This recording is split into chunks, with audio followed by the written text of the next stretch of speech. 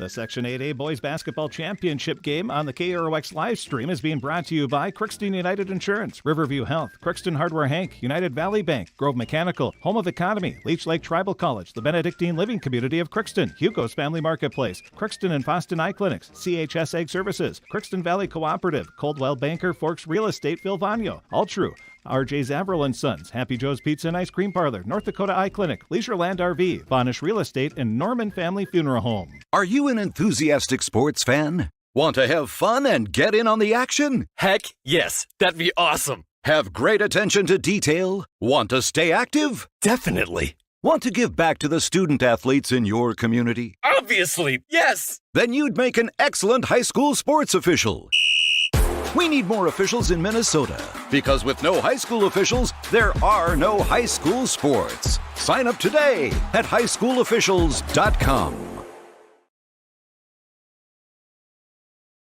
As it gets. Outside of the state tournament, of course, but we've got two unbelievable teams ready to hit the court tonight for a trip to the state tournament next week. It's the Cass Lake-Bena Panthers and the Sacred Heart Eagles tonight from inside of Ralph Engelstad Arena here in Thief River Falls for the Section 8A Boys Championship Trophy. Wyatt Morrell here from inside this beautiful arena. They've had both the Section 8A tournaments, the girls and the boys tournaments, all these games played here inside this arena here in Thief River Falls. It's been a great venue for the past 2 weeks, and we're expecting another good one here tonight. These two teams, their combined records are 51-6 this year coming into this game. You got Cass Lake-Bena just spotting a casual 26-3 record. They are ranked in the top 10 in the state of Minnesota in the Class A poll. And then Sacred Hearts, not too shabby either, 25-3, and they are the number 1 seed out of the West subsection. Obviously, Cass Lake-Bena the number 1 out of the East subsection. So it is the two best teams. This is the matchup I think most people were anticipating and expecting, and it is going to be a good one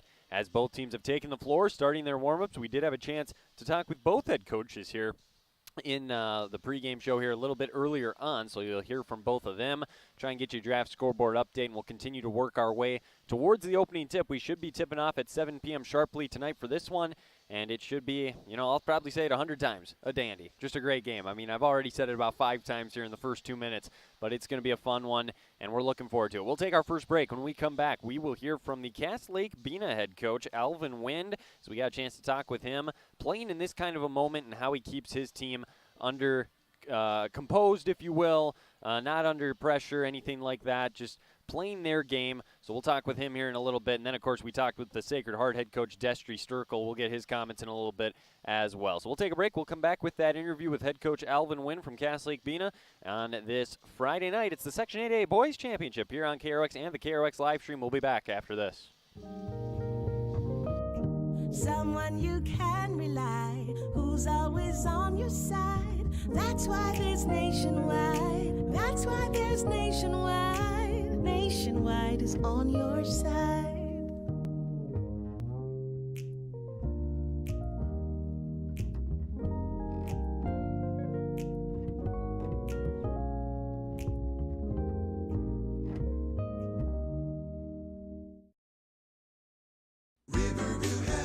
From shoulder to hand, hips to toes, and everything in between, the Riverview Health Orthopedic Team has you covered with advanced training and joint replacements, upper and lower extremity, spine, foot, and ankle care. You know you'll be in good hands with Drs. Spinell, Polkert, Stanky, Kim, Abasi, Shaw, and Sekundiak. For appointments, call Riverview Clinic at 218-281-9595. Riverview Health, exceptional people, exceptional care. Riverview Health. Fix it, do it, remodel it, and improve it with the help of Crookson Hardware Hank. They have everything you need from electrical to plumbing supplies, paint, stain, and paint supplies, power and hand tools, housewares, and things to fix up and clean up. Crookson Hardware Hank carries seasonal items, shovels, rakes, grills, bird feeders, bird seed, pet food, and much more. For home projects, repairs, and more, shop Crookson Hardware Hank, University Avenue in Crookston. You've got a lot more going for you with Hank Hardware Hank. It's always growing season here at United Valley Bank. We're focused on growth for our customers and communities, success for farms and businesses, and improvement for ourselves. Partner with us, and you'll see firsthand just how much the right hometown banking team can change your perspective. Together, there's no limit to the heights we can reach. United Valley Bank, our roots make us stronger. Member FDIC, an equal housing lender. Grove Mechanical Incorporated is currently accepting applications for HVAC installers and service technicians. If you're mechanically inclined and extremely self-motivated, this would be a great job for you. Grove Mechanical will provide you with the adequate training to do the best job. They offer 40-hour work week, competitive pay, simple IRA with company match, paid vacation and sick days, health insurance, uniform, and company vehicle. Email your resume to gmi@rrv.net or go to grovemech.com to fill out an application, or you can drop off your resume at Grove Mechanical, 1001 Bruce Street, Crookston. When there's work to be done, water and mud can't stand in your way. So plow right through in a pair of muck boots from Home of Economy. Made from neoprene and heavy-duty rubber, muck boots are designed for total comfort with a snug fit and built-in arch support. So you stay dry and strong on your feet. And with options like steel toe and Arctic insulation, you'll always find the right muck boots at the guaranteed lowest price. Home of Economy, where your dollar buys more.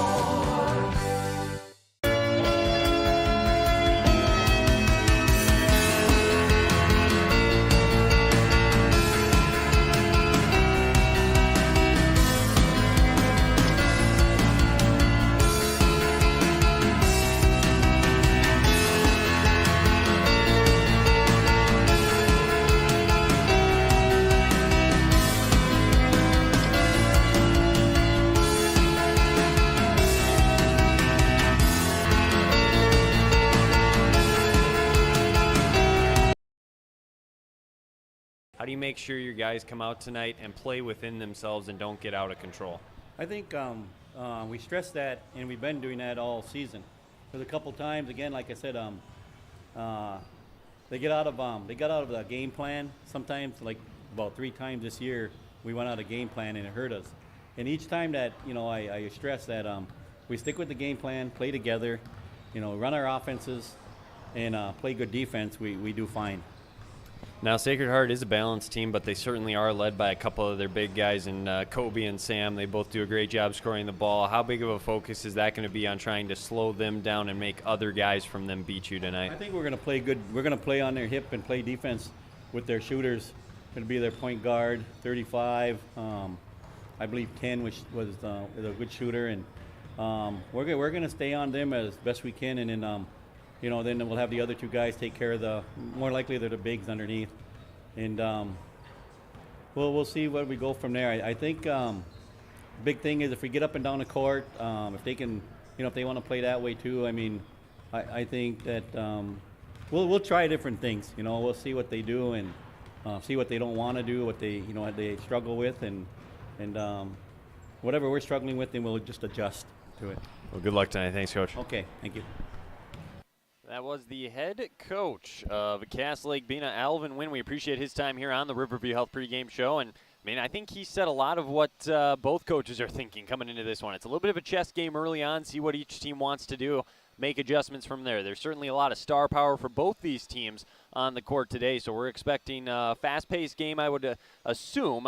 Sacred Heart maybe wants to slow it down a little bit. That might play more into their style, but they've been known to run a little bit this year as well, so I think both these teams are going to get up and down the court, and whoever makes more shots early in this game gets the lead is obviously going to be in a great spot, so we'll see what happens when one of these teams starts to pull away a little bit and if the other one can respond. But we do appreciate Coach Wynn's time. We'll take another break. When we come back, we'll hear from the head coach of Sacred Heart, Destry Sturkle, as we had a chance to talk with him moments ago as well. He gave us a couple keys to their success tonight and what he wants to see out of his boys here with the section title on the line. So we'll come back with that. You're in tune to the Voice of the Valley, KROX in Crookston, and on the KROX live stream tonight. It's the Section 8A Boys Championship, and we'll be back after this. This is Judy Hulst, Administrator at Villa St. Vincent and the Summit Apartments. Over the years, we have seized the opportunity to make changes and improve the services we offer. Healthcare has taken on a very distinct evolution, focusing on post-acute short stay and return to home. It is our privilege to continue to serve our community with a continuum of care ranging from assisted living, memory care, post-acute short stay, and extended care. We are so grateful for the support of Crookston and the surrounding communities. In this season of reflection, please know how very proud Villa St. Vincent and the Summit Apartments are to serve our community. Shopping for for groceries is easier than ever with Hugo's Family Marketplace. To simplify life, Hugo's offers convenient online shopping with delivery or curbside pickup at GoHugos.com. Even better, shop on the go with the Hugo's Family Marketplace smartphone app. Download e-coupons, recipes, grocery lists, weekly ads, and place your grocery order right from your phone. Save time and save big with Hugo's Family Marketplace, your hometown grocer since 1939.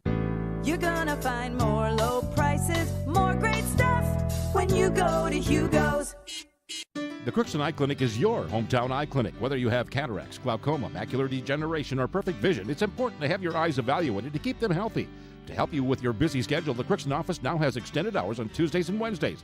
They also have a second location in Fosston to offer even more appointment options. If you've been wanting to try contact lenses or are looking for your next pair of glasses, the doctors at Crookson Eye Clinic are available to see you. Doctors Forget, Smith, and Genanetta are all accepting new patients. Call 281-2020 for the Crookson and Fosston Eye Clinic, the best care in. This is my farm. Don't come out here and tell me what I need. I need solutions that work and market options that are worth my time. Small town support that sees the bigger picture. A global network that empowers us. A co-op that's there for us every day.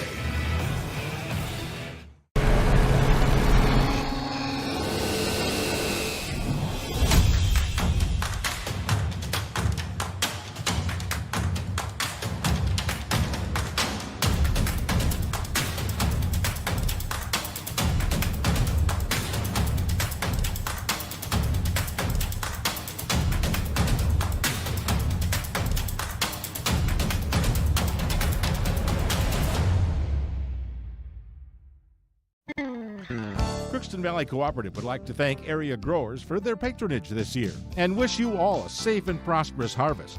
Since 1979, Crookson Valley Cooperative has been your full-service local agronomy dealer, delivering on the products and service that you've come to expect. For all your fall fertilizer needs, stop by or call Sean at 281-1178. Crookson Valley Cooperative, here to keep you growing. Phil Vagno, Coldwell Banker, Forks Real Estate. He's been part of the Grand Forks, East Grand Forks, and surrounding communities for over 60 years. Phil's a proud supporter of high school sports and especially Sacred Heart Athletics, and also a proud proponent of real estate investments. Let Phil be a calming voice in the crazy world of real estate. Give him a call so he can help you out. All he asks is you give him a chance. Phil Vagno, Coldwell Banker, Forks Real Estate, 218-693-1062. Online, forksrealestate.com. Thank you, and good luck, Eagles.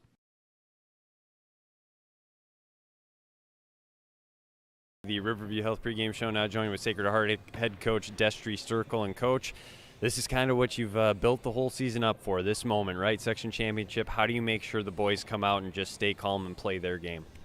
Well, we just talked about it a little bit in practice that for once during the playoff run, the pressure is probably off of us. You know, we're not expected to really come in here and dominate by any means. Cass Lake's been in this game the last 3-4 years in a row, so maybe the pressure's on them to punch their ticket. And yeah, we've been building these moments up all year, and we've came from behind to win, hit game-winning shots, just things like that are going to build you up to this moment. And they're relaxed, they're ready to go, and let it all hang out and go from there tonight.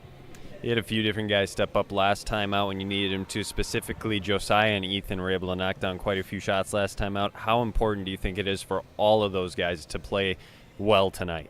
Yeah, we're going to need it from all of us tonight. Kobe and Sam, credit to Northern Freeze, really took them off their rhythm. And you were right, Ethan and Josiah stepped up, had big games, hit some open shots that maybe Northern Freeze said, oh, we're going to have these guys hit these shots and not have Kobe and Sam do it. And I think we got a little something up our sleeve to help combat that, give Kobe and Sam a couple extra cleaner looks to get them going. And then it's kind of been like that all year. Someone stepped up. So I think we have an opportunity to showcase that again tonight. And it's going to take all 16 of us. You might not get in the game, but they're going to be just as important as Kobe or Sam as the guy at the end of the bench. So it's going to be a well-earned victory for whoever comes out on top tonight. And lastly, Cass Lake-Bena really likes to push the pace at times. They got some really good guards in Caden Lee, Trevon Lee. I mean, I could go on and on. How do you slow them down and take them out of a rhythm tonight?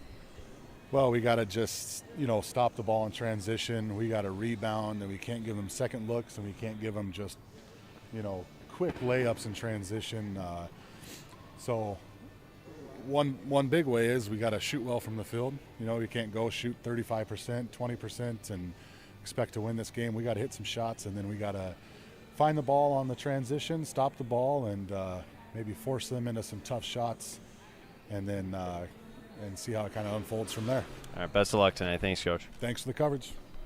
That was the head coach of Sacred Heart, Destry Sturkle. We appreciate his time here on the pregame show. As always, as they look to go for the section title, and they're playing a little bit of that underdog role tonight with Cass Lake-Bena being the team that's been here more often, a couple years in a row, as he mentioned. So they want to play that approach maybe of we're maybe not getting the respect that we deserve, and we'll see if it pays off for them, and they come out ready to go in this one.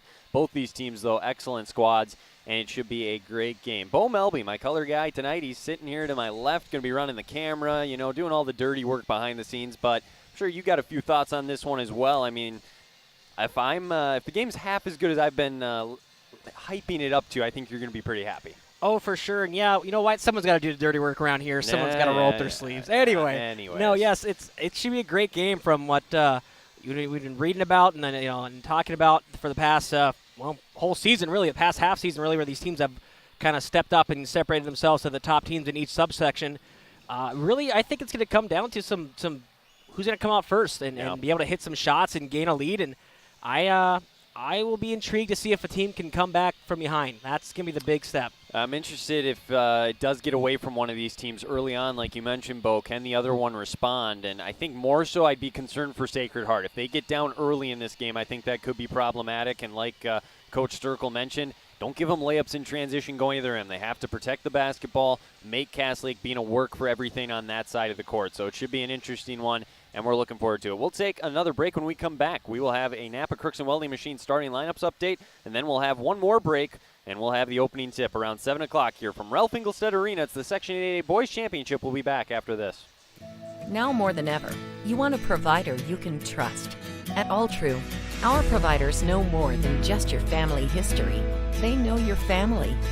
Whether you have a health concern you've been putting off, or you need to schedule a routine appointment, now is the time to reconnect with your healthcare provider. From conveniently located express clinics to virtual visits and office appointments, we're there when you need us. Providers you know, care you can trust. All True.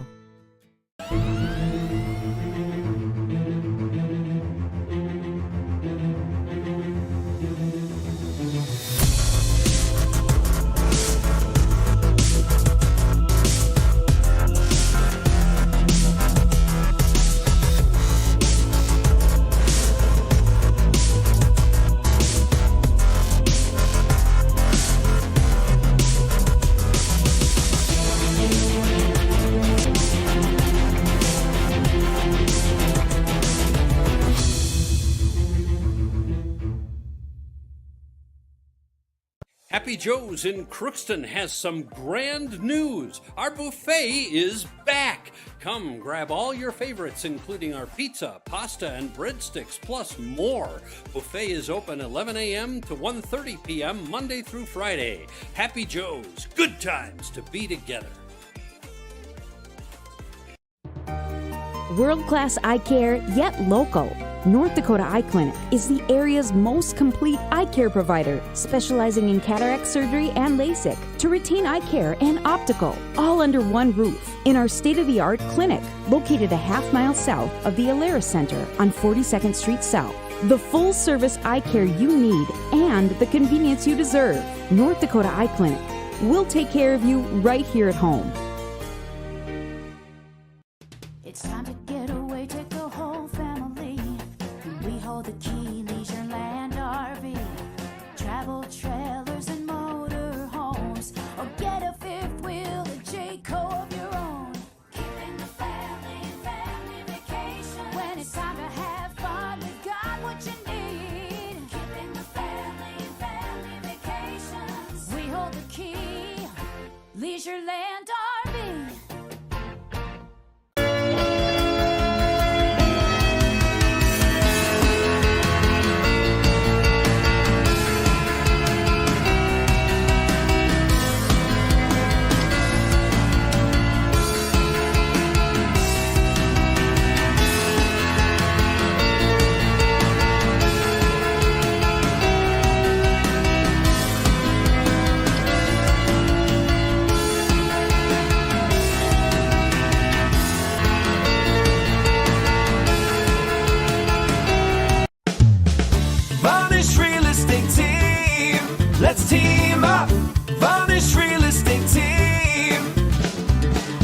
the team that's ready to bring you home. Keller Williams Inspire Realty Vanish Real Estate Team. When buying or selling real estate, it begins with a call to the experienced Vanish Real Estate Team. Home listings up and down the valley. Fargo to West Fargo, Grand Forks to East Grand Forks. From Devil's Lake to Crookston, Thief River Falls to Grafton, and all points in between. 218-791-4510. VanishRealEstateTeam.com. Many know about Norman Funeral Home's faithful service to this area's families. Since 1882, Norman Funeral Home has been dedicated to serving the Grand Forks, East Grand Forks, and surrounding area with compassionate and dignified services. For 5 generations, the Norman family has earned a reputation for care and professionalism to the people they serve, offering a wide range of services and products to meet the needs and choices of your family. Norman Funeral Home is here to assist with the funeral or celebration of life that meets your expectations. Visit our website at normanfuneral.com or call 701-746-4337. The Section 8A Boys Championship here on the Voice of the Valley, KROX in Crookson. If you want to watch this game as well, we have it on the KROX live stream, so those watching are getting a nice view of the court right now as the teams are back out there warming up here before the national anthem. So you can find that by going to our website, KROXAM.com, or go to YouTube and search KROX Radio. And you could watch the game as well if you'd like to do that. So a couple different ways to get in on the action tonight. It's time now for the Napa Crookson Welding and Machine starting lineups here in the Riverview Health pregame show. For all your automotive needs, stop by Napa Crookson Welding and Machine. They have what you need. You can make sure your battery will start the first time every time. You can buy a Legend battery from Napa Crookson Welding and Machine. They handle all your Legend battery needs for your cars, trucks, recreational vehicles, snowmobiles, and ATVs. Now here's a look at those starting lineups. We'll start with Cass Lake-Bena. Same 5 from the other night in the semifinal. If you listen to that one against Fertile Beltrami, they'll go Caden Lee, Dominic Staples-Fairbanks, Trevon Lee, Leroy Staples-Fairbanks, and Darren Brown. So when you add those guys all up together, you got a couple of sophomores in the backcourt with Caden Lee and Dominic Staples-Fairbanks. Then you go up a little bit, and Darren Brown's a senior, Leroy Staples-Fairbanks is a senior, and Trevon Lee is a junior. So a little bit of experience, a little bit of youth, kind of a mix. And again, their head coach is Alvin Wind. For Sacred Heart, also the usual suspects here tonight. They'll go with Sam Gapp, Josiah Sunby, Ethan Arnson. You got Landon Denny and Kobe Tompkinson. And the guys to keep an eye on are Gapp and Tompkinson. Tompkinson, 39 points in a game earlier this tournament, but Arnson along with Sunby were the ones that were able to knock down some shots and keep them afloat in that last game in the semis against the Northern Freeze. And again, their coach Destry Sturkel as he looks for the section championship here tonight. This has been the Riverview Health pregame show. That was the starting lineups, again, brought to you by Napa Crookson Welding and Machine. We'll take one last break. The national anthem will be sung, and we'll have the opening tip between the Eagles and the Panthers here on KROX. Someone you can rely, who's always on your side. That's why there's Nationwide. That's why there's Nationwide. Nationwide is on your side.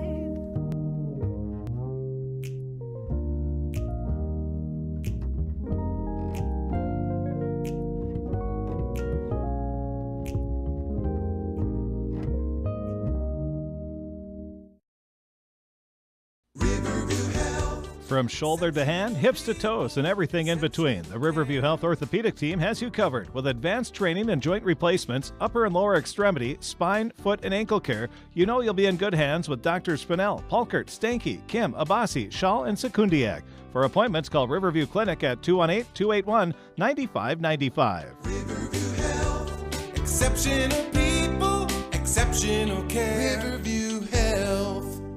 Fix it, do it, remodel it, and improve it with the help of Crookson Hardware Hank. They have everything you need from electrical to plumbing supplies, paint, stain, and paint supplies, power and hand tools, housewares, and things to fix up and clean up.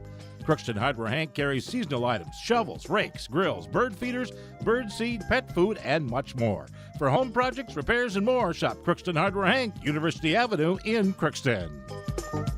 You've got a lot more going for you with Hank Hardware Hank. It's always growing season here at United Valley Bank. We're focused on growth for our customers and communities, success for farms and businesses, and improvement for ourselves. Partner with us, and you'll see firsthand just how much the right hometown banking team can change your perspective. Together, there's no limit to the heights we can reach. United Valley Bank, our roots make us stronger. Member FDIC, an equal housing lender. Grove Mechanical Incorporated is currently accepting applications for HVAC installers and service technicians. If you're mechanically inclined and extremely self-motivated, this would be a great job for you. Grove Mechanical will provide you with the adequate training to do the best job. They offer 40-hour work week, competitive pay, simple IRA with company match, paid vacation and sick days, health insurance, uniform, and company vehicle. Email your resume to gmi@rrv.net or go to grovemech.com to fill out an application, or you can drop off your resume at Grove Mechanical, 1001 Bruce Street, Crookston. Make sure you're prepared for all Mother Nature has in store this spring with pumps from Home of Economy. We're your first choice for Wayne Sump Pumps. These durable pumps have been tested to 1 million cycles. Reliable Honda-powered Pacer trash pumps with the right combination of banjo fittings and lay-flat hose will move a ton of water in no time at all. Always available at the guaranteed lowest price from Home of Economy, your peace of mind headquarters.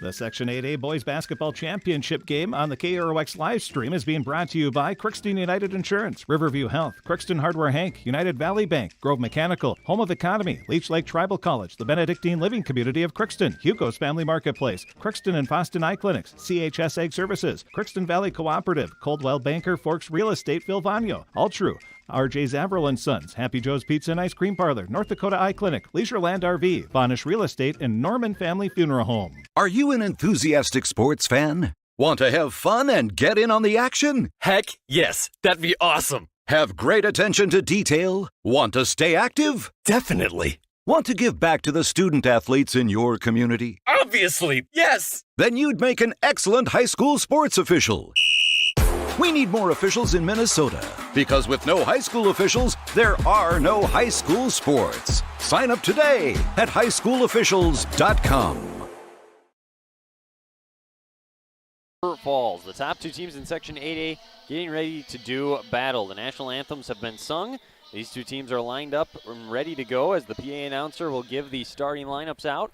Bo, any final thoughts, words of wisdom, anything here? I know you haven't watched these two teams play very much coming into this game, but anything you'd want to say here before we get started? Well, it's pretty much just what any game, you'd say before. You make sure you play fundamental defense. That's the big thing. Make sure you're not giving up easy turnovers, and that's really what it's going to come down to it. I think these two teams are very good offensively, so do you think it's going to be an offensive shootout, or you think it's going to be one team maybe steering away? I mean, it's tough. Interesting because in games like this, especially when there are two offenses that are potent and can get going, oftentimes you see more of a defensive battle. It kind of is backwards for whatever reason. There's no explanation for that. Both teams maybe over-prepare for the defensive side then maybe. Well, and not only that, but you look at how many people are filtering in here. Great crowd on hand. It's a big stage, and sometimes it takes a little bit to shake the nerves off. So I would expect these teams to come out a little bit off the mark to begin with, and then I think once the shots start falling, then they'll start rolling in. So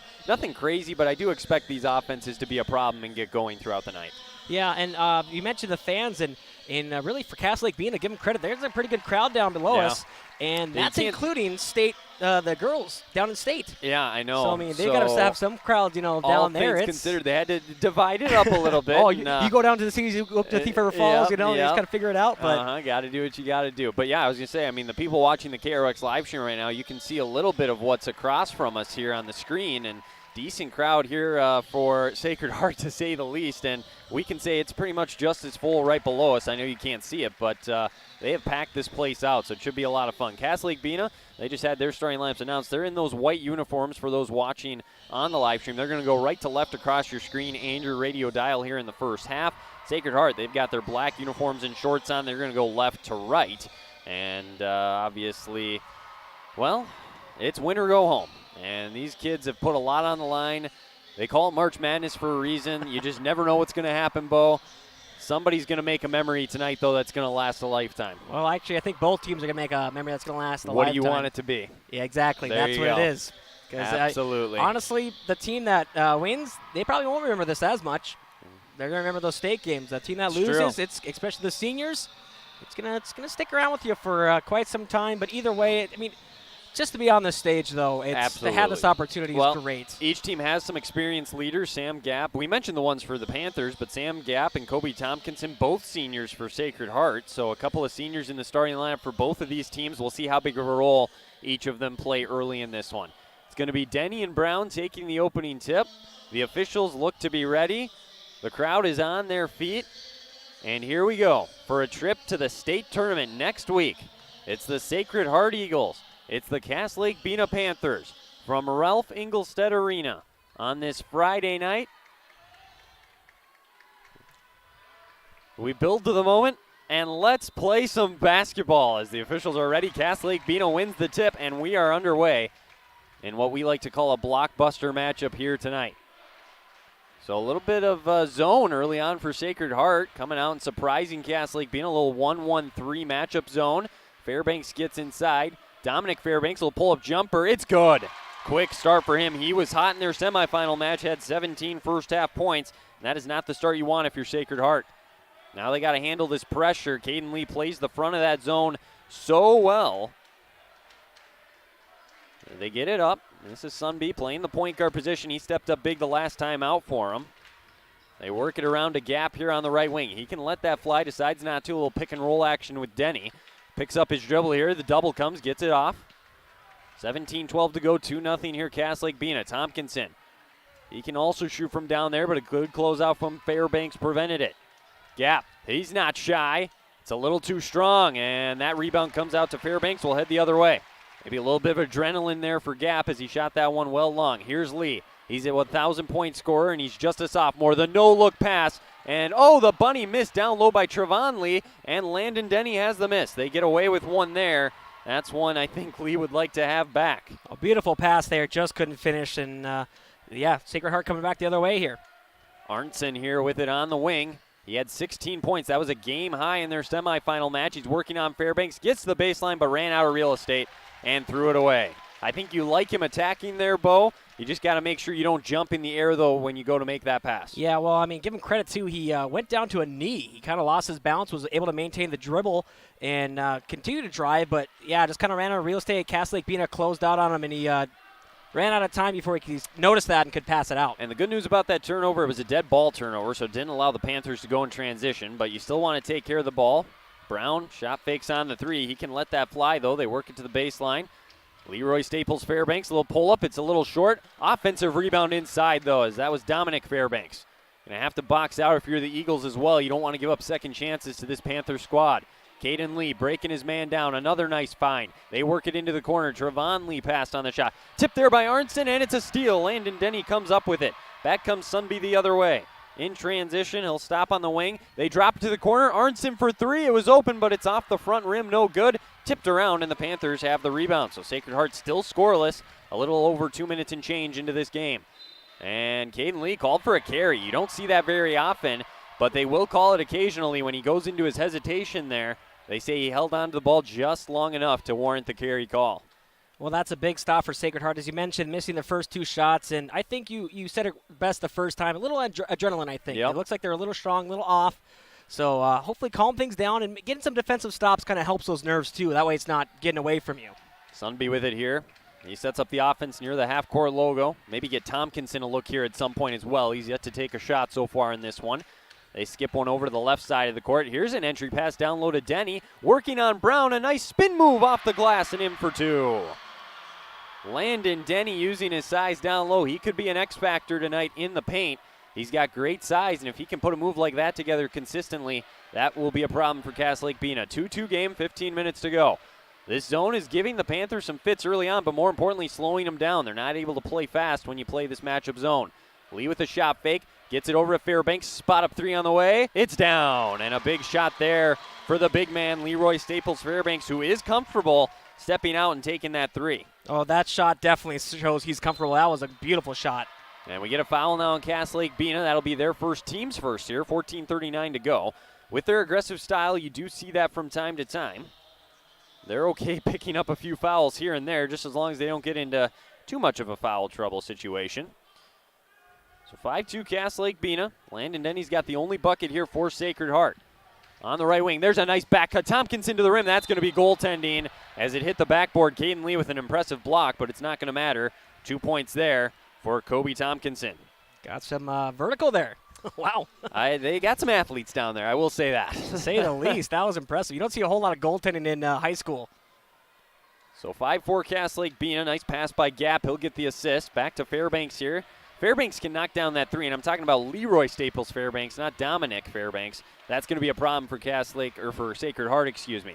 Nice pass underneath. That's how you beat the zone. Using his body and going up for 2 is Trevon Lee. Well, you see Cass Lake-Bena try that, accomplish it twice. First time basket didn't fall, but I think they've kind of found the key there for unlocking this zone. Yeah, you got to make those quick passes across, and they've done it a couple times now. They got a 7-4 lead. They've had 3 different players score as well, so balanced attack early. Gap with the ball screen, gets into the paint, kicks it. Tompkinson for the 3 in the tie, a little short, and a 1 and done. Nice rebound by Lee. It was a good look. Here's where they're dangerous. On the run, pull-up jumper for Fairbanks, a little too strong, and Sunby with the rebound. Smallest guy on the court going up and getting that one. He's going to push the other way. He'll stop on that left side. He is left-handed, so he likes going that way. Wanted to get the back cut to Arnson, could not. Tompkinson at the top of the key. A little one-on-one action here, and that pass tipped, saved right to Sunby by Fairbanks, so it's Sacred Heart basketball. Gap. He'll attack the lane, little floater, and again, a little strong. A lot of adrenaline early for Gap. Offensive rebound, though, out to Arnson. So there's an opportunity now for Sacred Heart to maybe take advantage here. First rebound of the game for Arnson, 13:02 to go, 7-4 Cass Lake-Bena. So far the pace is at Sacred Heart's favor.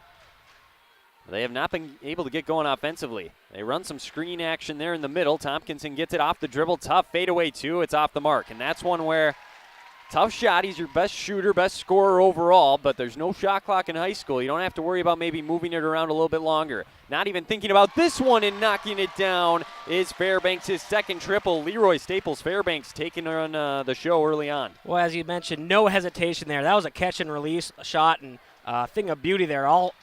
Both his threes now just perfect swishes. Tompkinson, you got to shoot more to get hot and get going. He knocks that one down, a big answer. There it is. Speaking of a beautiful shot, back-to-back good threes here. And I was kind of wondering if this was going to be a perimeter game or if they're going to go down low, and kind of a little bit of both so far.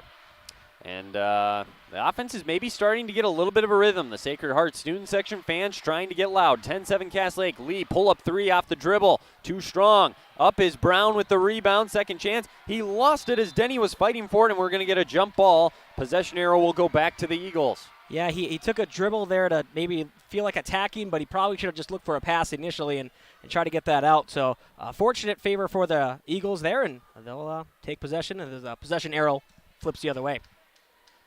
So 3 will tie, 2 will cut it to 1. They've handled this press pretty good so far as Arnson gets it across. He'll attack the right, bounce one off.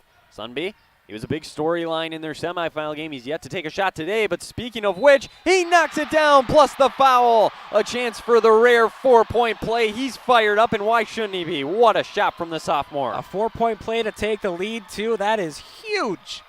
And as you mentioned, rare as it is, and I kind of thought he was going to try to go for the corner there. I saw a lot of those shots in the shoot-around earlier, but top of the key or just to the right wing of it and just drained it. Huge. Second 3 of the day for Sacred Heart. He's a very good free throw shooter this season, and he knocks that one down, nothing but net. He completes the 4-point play, and Sacred Heart has their first lead here in the first half. That's got their fans riled up. Over into the corner is checking into the game here for Cass Lake-Bena on the baseline there. Now kicking back out. And that one's way off the mark there as that missed everything, and it's saved over to Sunby. They'll push the other way across half court. The sophomore to Tompkinson. He'll let it fly, and that one's a little short. Arnson another rebound. Sunby's open in the corner again. He'll pass on that one, though. Arnson, 2 offensive rebounds, keeping possessions alive now. Tip pass, Gap attacking the lane, drops one to Denny, goes through the contact, no call, and this is going to be a foul on Landon Denny there after Cass Lake-Bena had the miss, so we'll go the other way. First team foul on Sacred Heart. Well, yeah, so far, I mean, that's only a 3rd foul of the game, and they're letting him play a little bit. A little bit, yeah. It's been a pretty good one. It's been clean, though. Yeah, it has. No, that was the first questionable contact that we've seen so far, and now we'll see if Cass Lake-Bena can take advantage of that little turnover there and come back and try to take the lead right back from Sacred Heart. Again, this is the first lead of the day for the Eagles here. 10:59 to go, up 11-10, and it's a nice 7-0 scoring run as well. They trailed this 7-4.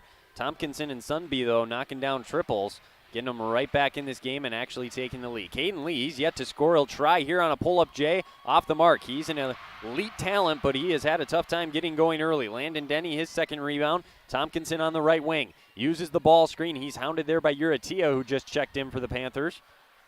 Sunby with Fairbanks on him. They're more than happy setting up in the half court. Panthers in their man-to-man defense, as they have been all game and really all season, that's what they like to do in the half court. Another ball screen action, nothing doing. Gap's going to try another three, and this one's down. He's finally settling in a 10-0 Sacred Heart scoring run. Well, I mean, just relying on the three-pointer, and why not? It's hitting. 14-10. Cass Lake-Bena needs an answer. Uratia will provide it. They left him wide open, and he knocks it down. Well, I think I answered my question earlier if this is going to be a perimeter or a down-low game. It looks like they found the three-pointer, and, well, if you're hitting it, why avoid it?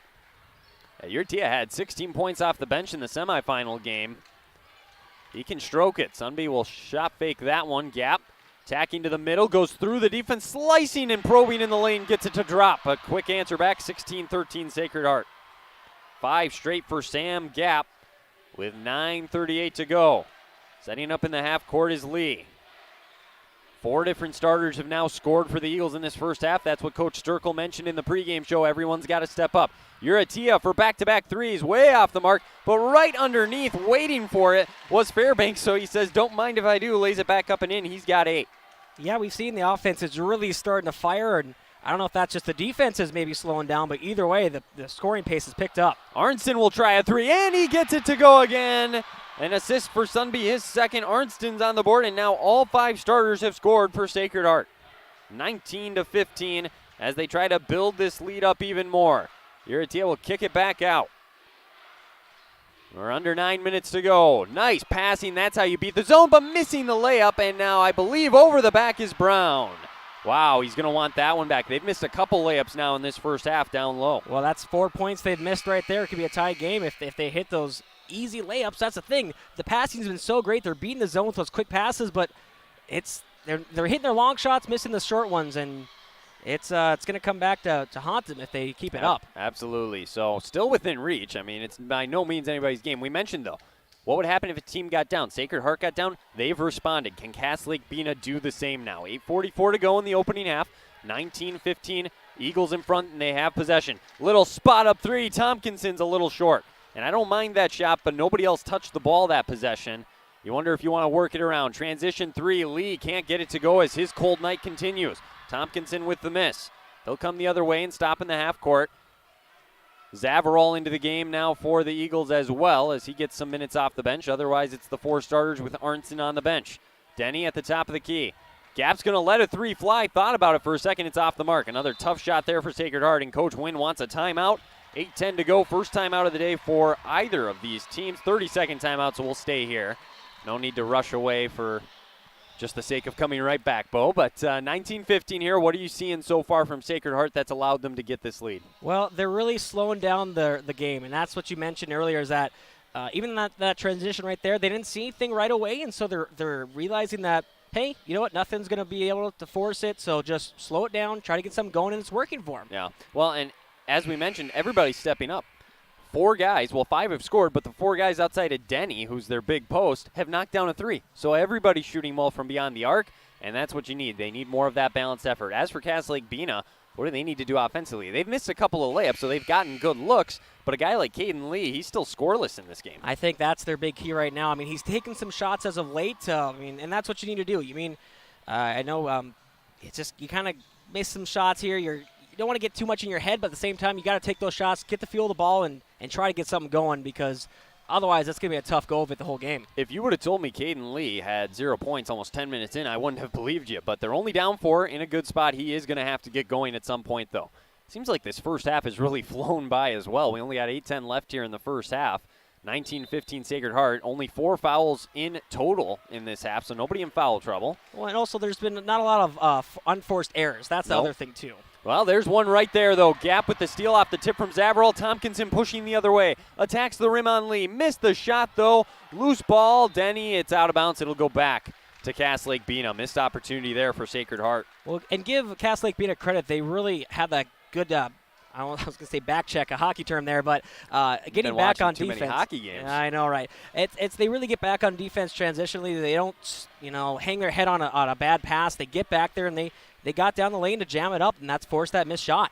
Gap guarding Lee goes right by him. That's going to be a charge. We'll go the other way, and I'm not sure if I necessarily agree with that one because Zavarol came over, and I wasn't sure if he got the feet set necessarily as Lee bumped into him. That's tough, but it's a bang-bang play. It is, and that's the thing. You got to just turn the other way, and I'm glad that, you didn't see any players, argue it or anything like that. They said, okay, we're going to try and stop him again and go the other way. Lee's first foul, team's fourth. Sacred Heart just one team foul. Sunby will shot fake on the three. Denny up top looking for a high-low, down-low. Now they run Gap off a double screen. Zavarol's attacking. He wants the bucket. He got fouled on the way up by Cole Koss, who just checked into the game for the Panthers.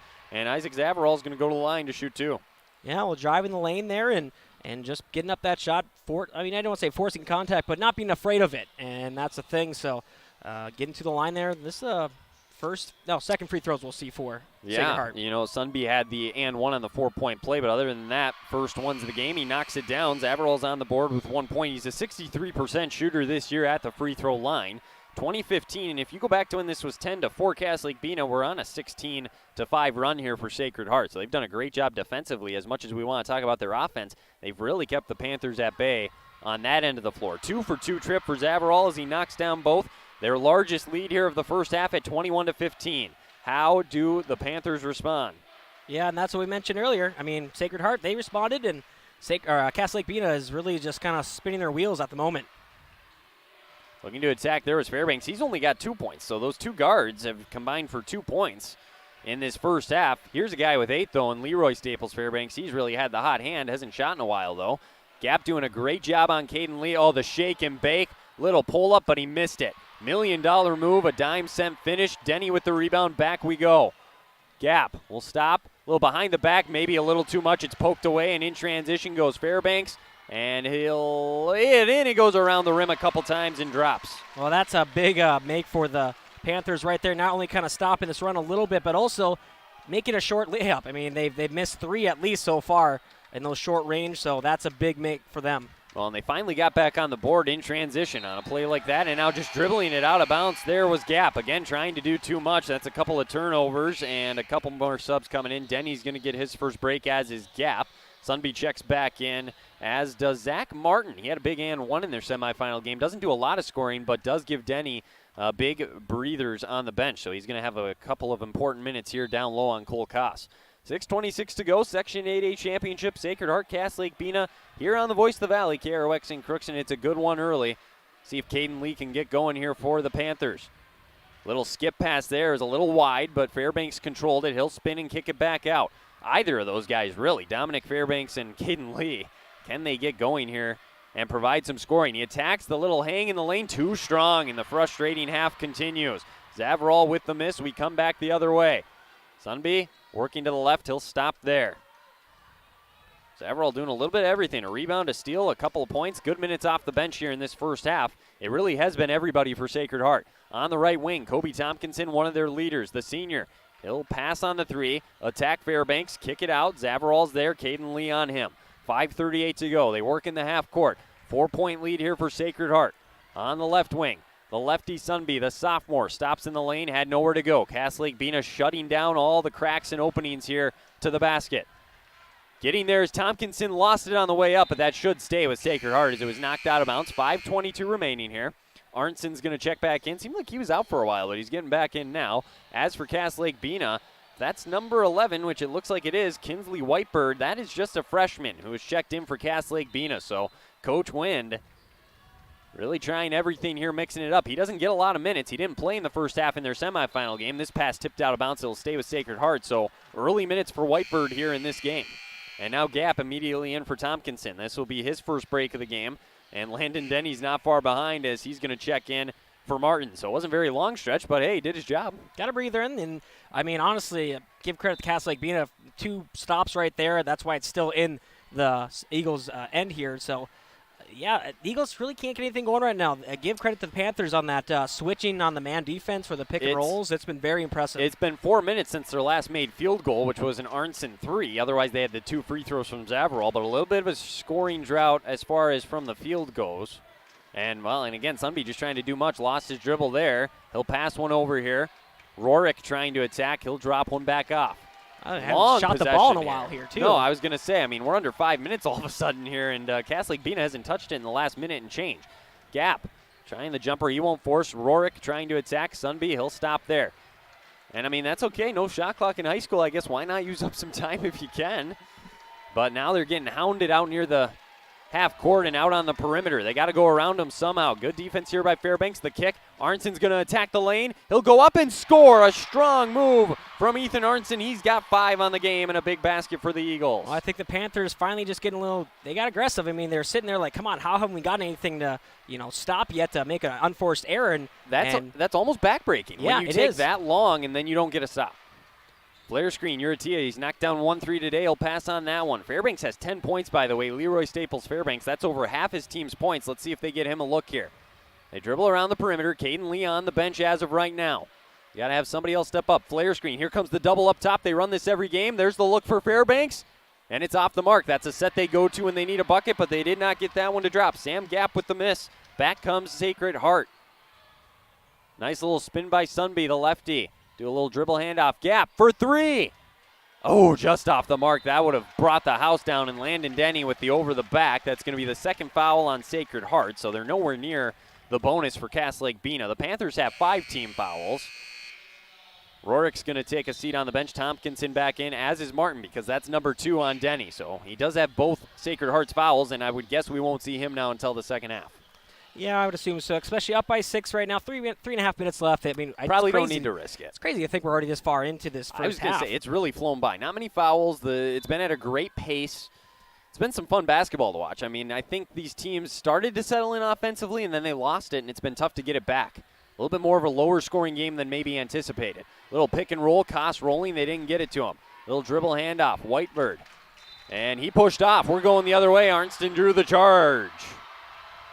Tough with the angle we had to see how much he extended the arm, but you could definitely tell he reached that left arm out and pushed Arnson to the ground. Yeah, and another big stop for Sacred Heart. They've been really locking down Cass Lake-Bena, not giving them really much space on those kind of, seems like they like those open jumpers, off the screens, and yeah, it's been very pivotal for Sacred Heart to be this good on defense. Gap on a dribble handoff. Can they extend the lead even farther? This is the biggest lead they've had the entire game.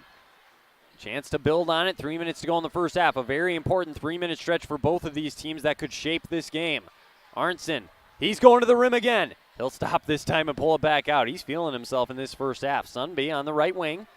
Martin with the ball screen. Here comes the double with Costa. The no-look bounce pass inside. Counted and the foul. The hoop and the arm. Zach Martin. I mentioned moments ago, Bo, he had an and 1 in the semifinals. Well, deja vu does it again here tonight. A little bit. Huge play right there, and really just to get some points on the board. It seems like it's been 5 minutes since we've had a basket, let alone a shot. So it's been the ball's been in on the side of the court a long time here. So 2:47 to go. Martin can make this a 9-point game with this free throw, and it's good. How about this? A 9-point lead. I don't think many expected this from Sacred Heart, but what a performance here in this first half. Everything's been clicking. I have not seen Cass Lake-Bena this rattled, and that was not a good shot from Cole Koss, and the rebound for Sam Gap. They're doing a great job on the glass as well. Have not really allowed second chance opportunities, which is something Cass Lake-Bena likes to do also. 2:25 to go. They'll patiently work it around, just try to get another good look at the top of the key. This is Sunby on the wing. There's the pick for Tompkinson. He'll let it fly. A little strong for the senior. Rebound there for White. Back comes Cass Lake-Bena. They have not been able to push in transition either. Sunby picked his pocket. He's got it, and he's down on the ground right now as Fairbanks holding his knee as he tries to get back the other way. Numbers for for Sacred Heart. Arnston for 3. He was wide open. That's when they say you were too open. Martin with the rebound, but he lost it. Tompkinson gets it, and he's fouled on the ground, so he's going to shoot a 1-and-1. Lots happening. We hope Fairbanks is okay, which it looks like he might be. He got his pocket picked there by Sunby. And then after all of that, we had offensive rebounds by Martin down low and Tompkinson, and then Tompkinson was finally fouled, so 1-and-1 coming here for Tompkinson. On the season, he's 77% at the line. Pretty good. I mean, you'll take that. I would say so. Can't complain, right? 1-and-1 here. I mean, a big opportunity here to add to this lead. It'd be a double-digit lead. Yeah, that would be huge to go into the break with a double-digit lead, especially when you were expected to, your team was expected to just try to hang on, Yeah, no, absolutely. I mean, that's kind of what the vibe was coming into this game. Cass Lake-Bena, they've had 7 points in the last 11 minutes, Bo. It's just ice cold. Ice cold. They don't look like themselves on offense as Tompkinson knocks down the front end of the 1-and-1. They're now 4 for 4 at the free throw line here in this first half. Free throws are a big part in these playoff games, and Sacred Heart taking advantage of that. That was an interesting sub. Landon Denny came into the game with 2 fouls, and then after Tompkinson made that free throw, Sunby checked right back in for him. As Tompkinson knocks down both, he's got 7, and it's a 28-17 ball game, Sacred Heart. 1:47 to go. Looking to attack. Can Brown get the 3 to drop? It's short. Tipped around. Arnson gets the rebound. Gap looked to go ahead, but decided to hold off on it. And again, I mean, Brown can make that shot, but was that really the look you wanted there if you're Cass Lake-Bena? It seems like they're panicking a little bit here at the end of this first half. Another pick and roll. Arnson to the rim. Off the glass, didn't get the roll. Martin, another offensive rebound. Caden Lee says, get that out of here. But Gap for 3. He's short. And eventually, the rebound secured by Cass Lake-Bena. They need a bucket.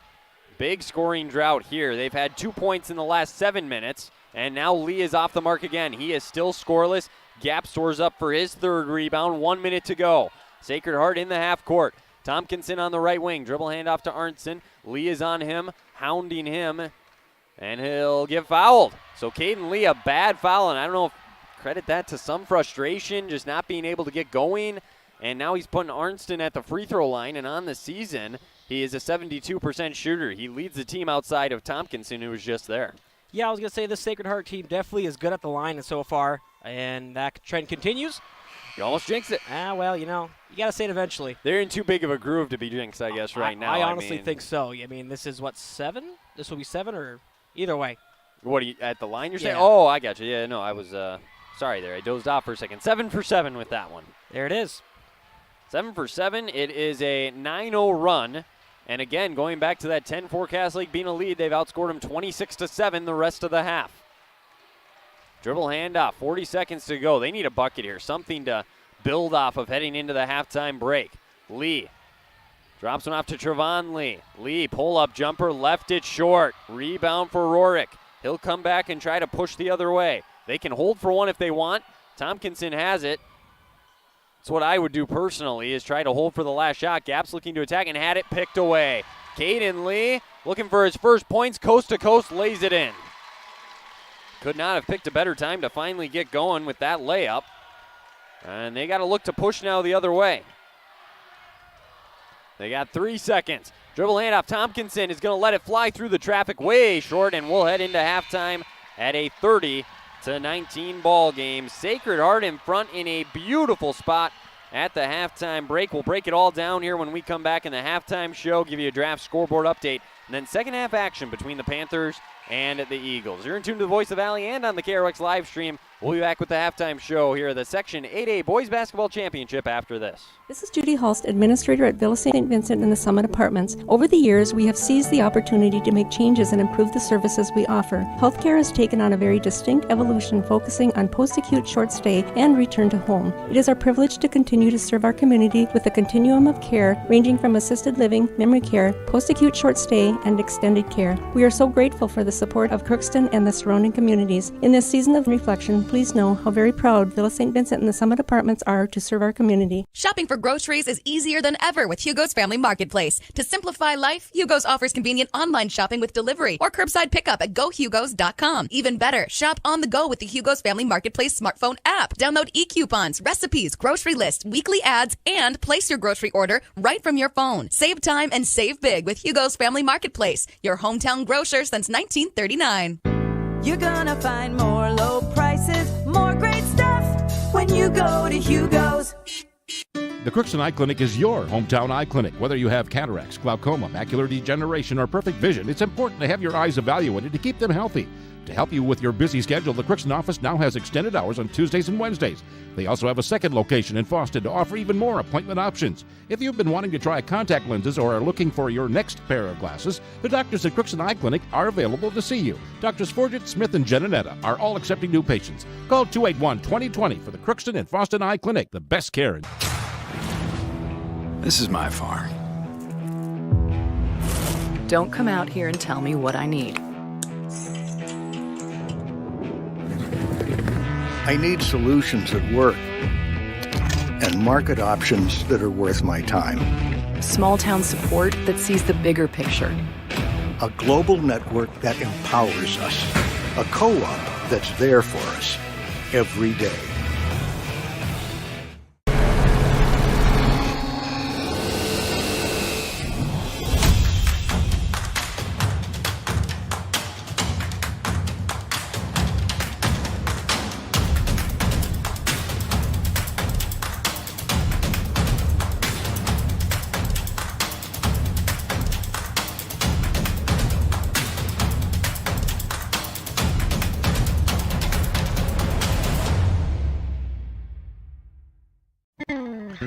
Crookson Valley Cooperative would like to thank area growers for their patronage this year and wish you all a safe and prosperous harvest.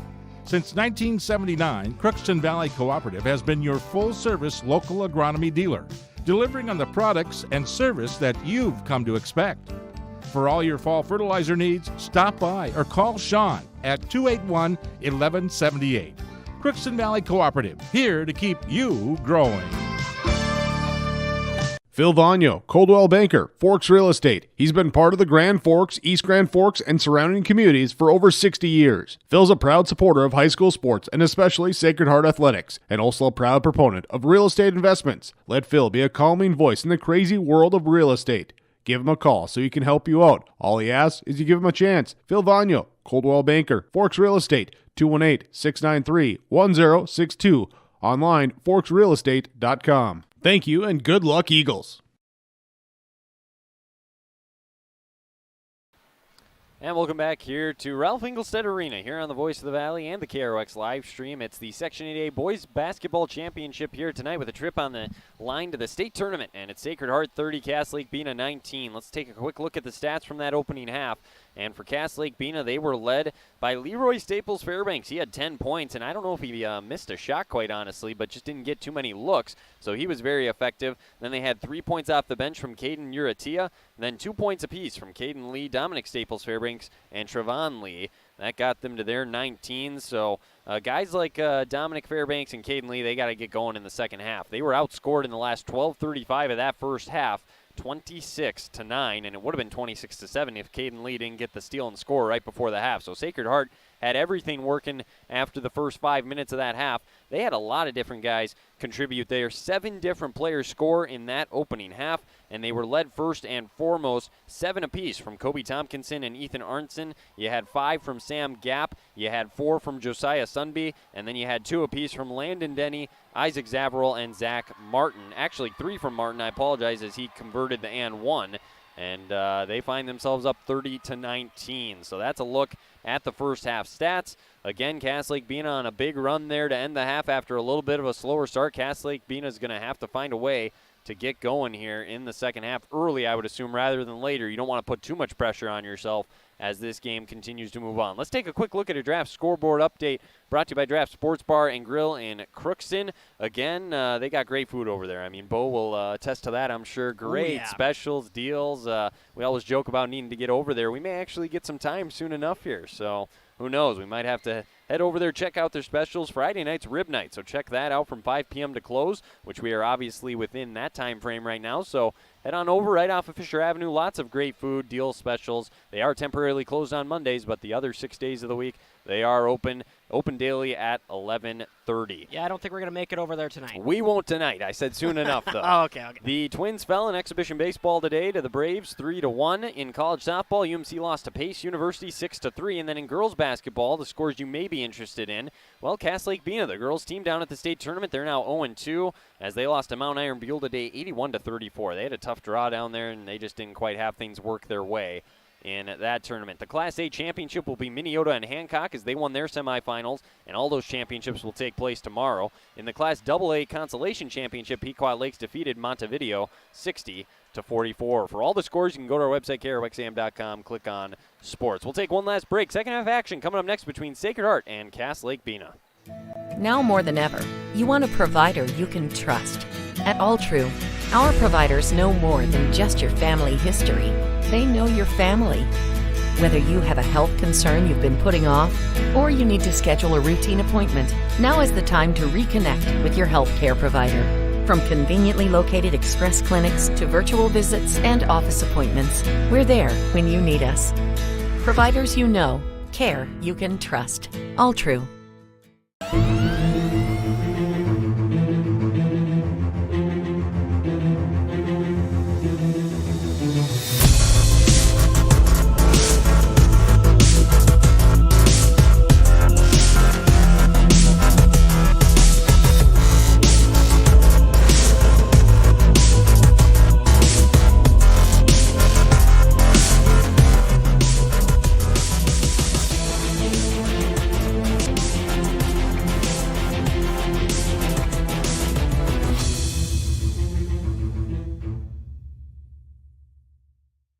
Happy Joe's in Crookston has some grand news. Our buffet is back.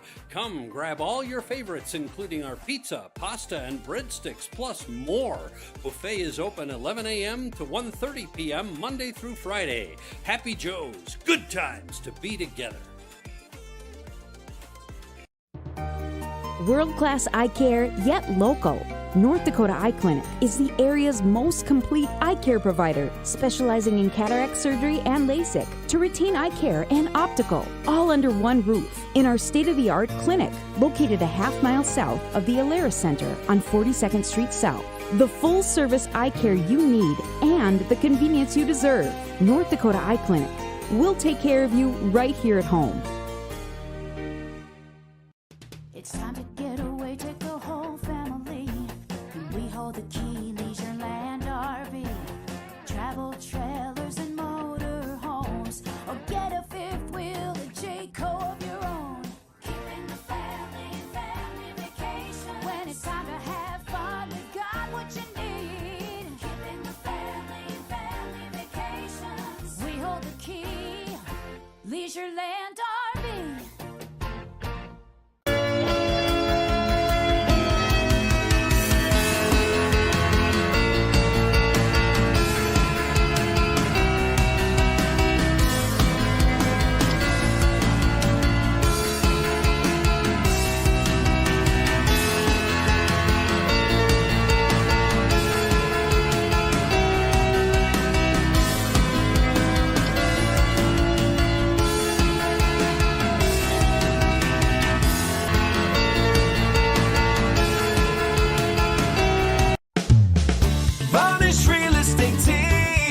Let's team up, Varnish Real Estate Team.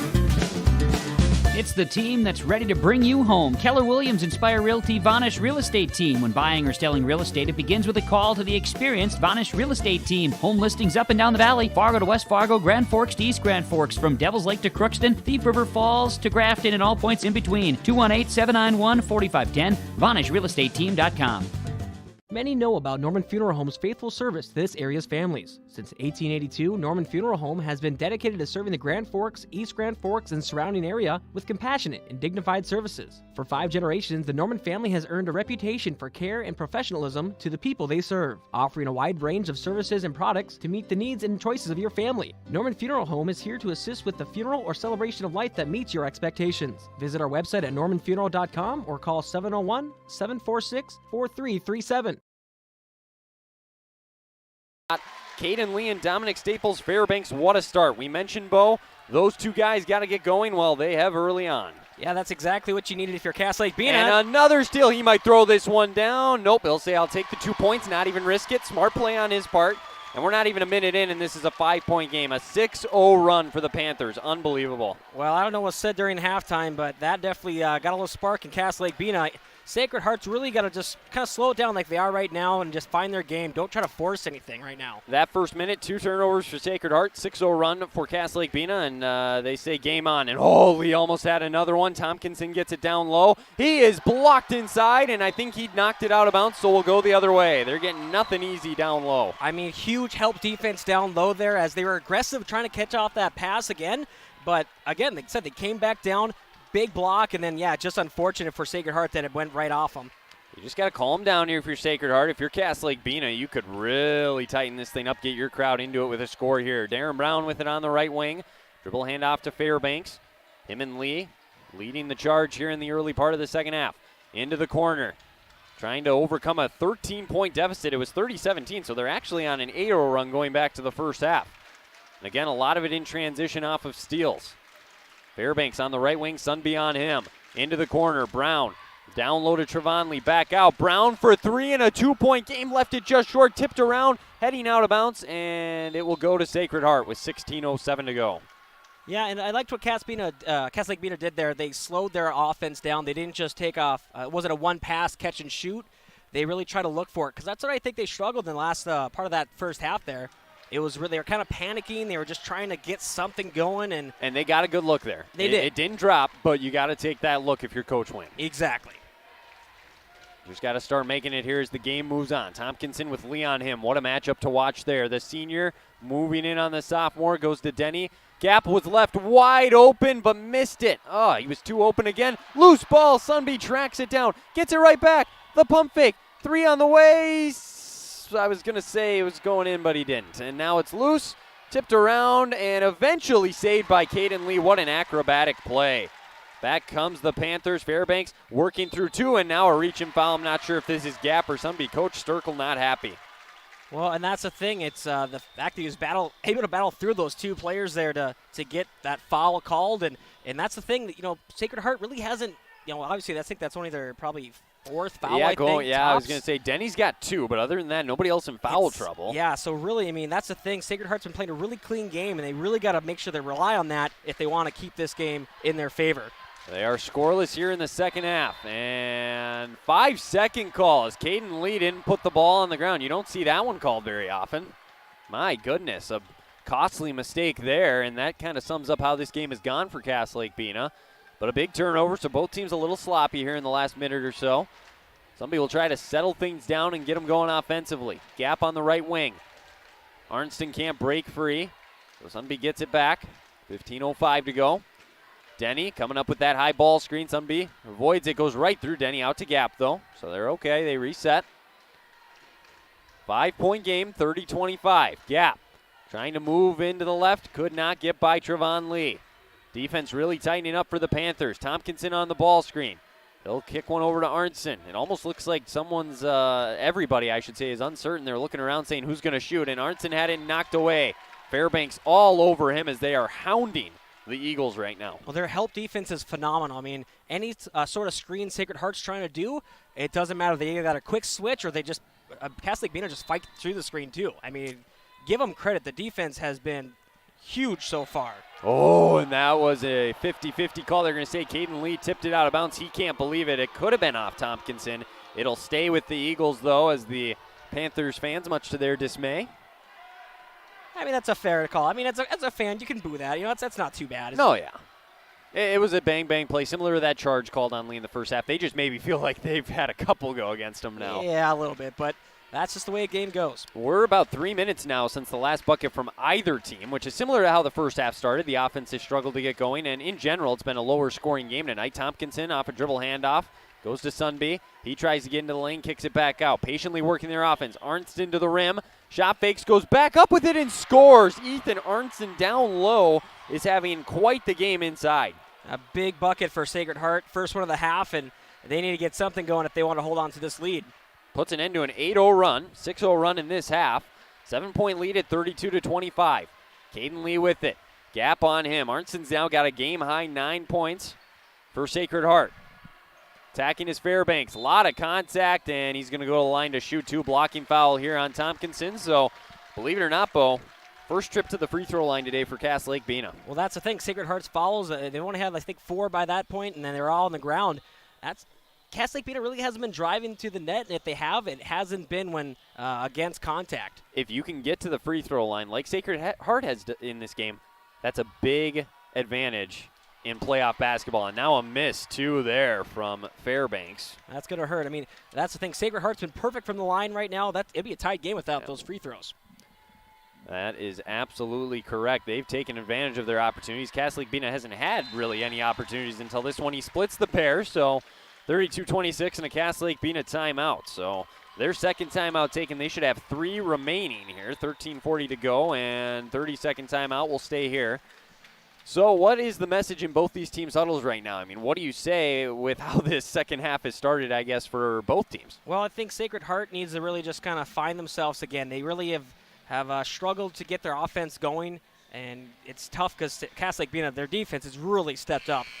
Cass Lake-Bena, I'd say just keep the direction you're going. You know, keep the charge, keep the gas going on. Right now, you're playing a lot better basketball, and it could be a very close game towards the end of this. For Sacred Heart, something's got to get going. Yeah, no, they got to find it. I mean, 2 points here in the second half. Arnson has really stepped up the last couple of days here and really led the charge. But you look to maybe some of your leaders now, Sam Gapp, Kobe Tompkinson. Can they deliver and step up here in this moment?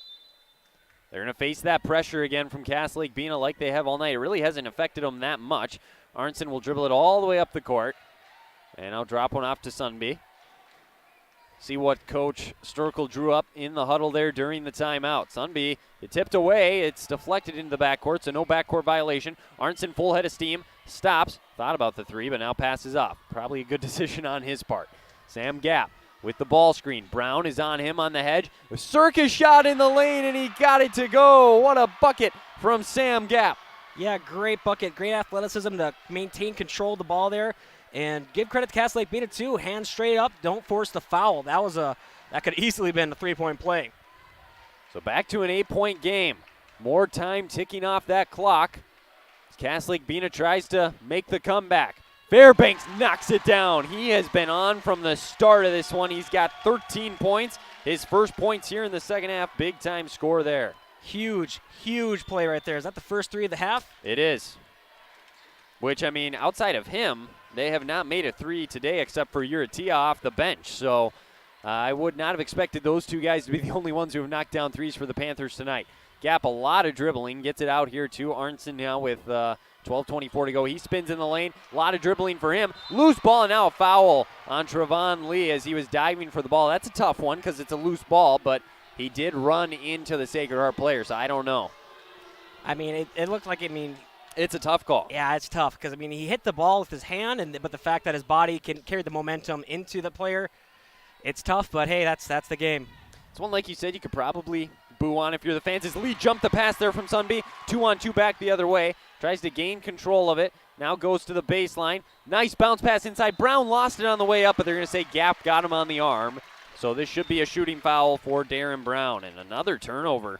They got to have more turnovers this half, I would argue, than they did the entire first half. Oh, easily. Cass Lake-Bena's defense, as we talked in the pregame, they really love that transition, very aggressive. And you didn't really see it in the first half. This half, though, that's been half their points coming off of it. Got to make free throws. Brown still scoreless in this game. They're now 1 for 3 at the line as a team. Well, what have we harped on so much, Bo? Is Cass Lake-Bena does their damage in transition. And what have they done in this second half? Their 6-0 run, for crying out loud, was all in transition off of steals. Exactly. That's all it was. So if you can limit that if you're Sacred Heart, you're going to be in a good spot. But right now, too many turnovers. Some people dribble it up. It's a 4-0 run for Cass Lake-Bena right now. Gapp on the sideline. He almost got shoved out of bounds, but kept his wits about him. Sunby, he hasn't taken a shot in a while. Again, he's not necessarily supposed to with this offense as he runs the show, if you will. He runs out of real estate here. Tompkinson, corner 3. Splash for Kobe Tompkinson. He gives his coach a high five going the other way. What a shot. Oh, a great pass across in. And Fairbanks finally missed one rebound for Trevon Lee, though. Sunby, that's his 4th assist of the game, though, for the sophomore. Every time Cass Lake-Bena gets close, it seems like Sacred Heart has an answer. Caden Lee inside. Fairbanks double comes. He turns, gets it to Brown. Brown hasn't had the luck outside, so he passed on that one. On the right wing, Caden Lee attacking with the left. gets to the basket and scores. A pretty finish for Caden Lee as he's starting to get going more. He's got 8 now, 6 in the second half. I was going to say he's starting to warm up there, and that's huge for Cass Lake-Bena. They need him to get going to really keep this game close.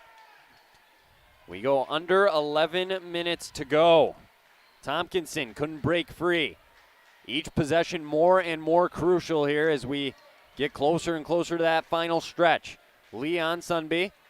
He'll use the ball screen to the right now, pull back out and give it to Gap. Gap attacking to the left, spins. The double came. Oh, and they're going to say it's off of Sam Gap. Another turnover. They're shooting themselves in the foot a little bit here. That one was tough to tell for sure. That's why they're down there and got the much better angle than we do. Yeah, and honestly, Sam Gap said he's having trouble with the ball. He has been. It's been a lot of turnovers for Cass Lake-Bena, and they've really taken advantage of a lot of them too. So if you can maybe get him just to be a spot-out shot right now, just to get some more confidence, that would probably be the best idea. I think it's just it's a little bit too much dribbling. Not even just him, but the team in general has been doing that this half. Look at that. 3 is down on the right wing. Fairbanks splashes it home. It's a 2-point game. Just like that, Cass Lake-Bena is in business on a 9-3 run. Arnson into the lane. He had it knocked away, but a reach and foul here on Fairbanks. It'll be Cass Lake-Bena's second. Sacred Heart with 3 team fouls here in the second half. With 10:07 to go, not a huge issue for either team yet. You do have a feeling free throws are going to play a role in this game down the stretch, though. I think so for sure, and especially if Cass Lake-Bena, they've already missed a couple. If they keep that up, it could really come back to bite them. They'll lob it into Denny. He'll pass it back to Tompkinson. I don't think Coach Sturkle has subbed yet this half. He's rolling with his 5 starters, and come to think of it, I don't think Cass Lake-Bena has really subbed either. Letting the 5 starters for both teams play. Sunby thought about the 3. Slips through the middle, off the glass, the circus shot, the sophomore making a big play in a big game. Wow, I don't know how he got that up there. That was impressive. They've had a couple of those. Gap had one recently, and now Sunby answers with that one. What a response. I'm telling you, every time Cass Lake-Bena gets close, which they're still close, but they can't get in a position to even take a lead right now because it seems like Sacred Heart responds. Step back 3 for Caden Lee. He knew it was in when he let it fly, and it's a 1-point game. Yeah, he is definitely heating up right now. He's starting to feel it, and this is good news for the Panthers, kind of some bad news from the Eagles. They really need to kind of put some clamps on him as of right now. Almost a turnover there. Sunby got rid of it. You knew he wasn't going to stay quiet the entire night, though. Arnson attacking in the middle. He's harassed. Sunby, corner 3. Off the mark. It looked good, but rattled around. Rebound to Cass Lake-Bena. Jump ball, though, and possession arrow will go to Sacred Heart. As the Cass Lake-Bena benches, I'm looking at them and their coaching staff, they're saying they wanted an over the back as they were kind of cramming down on them a little bit, but I don't know. I thought that was a good no call. Timeout, and I missed. Who took this one? Sacred Heart? Yep. Full timeout. Can we take a quick 30-minute break here? One of the 30-second break, huh? Let's do 30. 30 will be back after this here on KROX.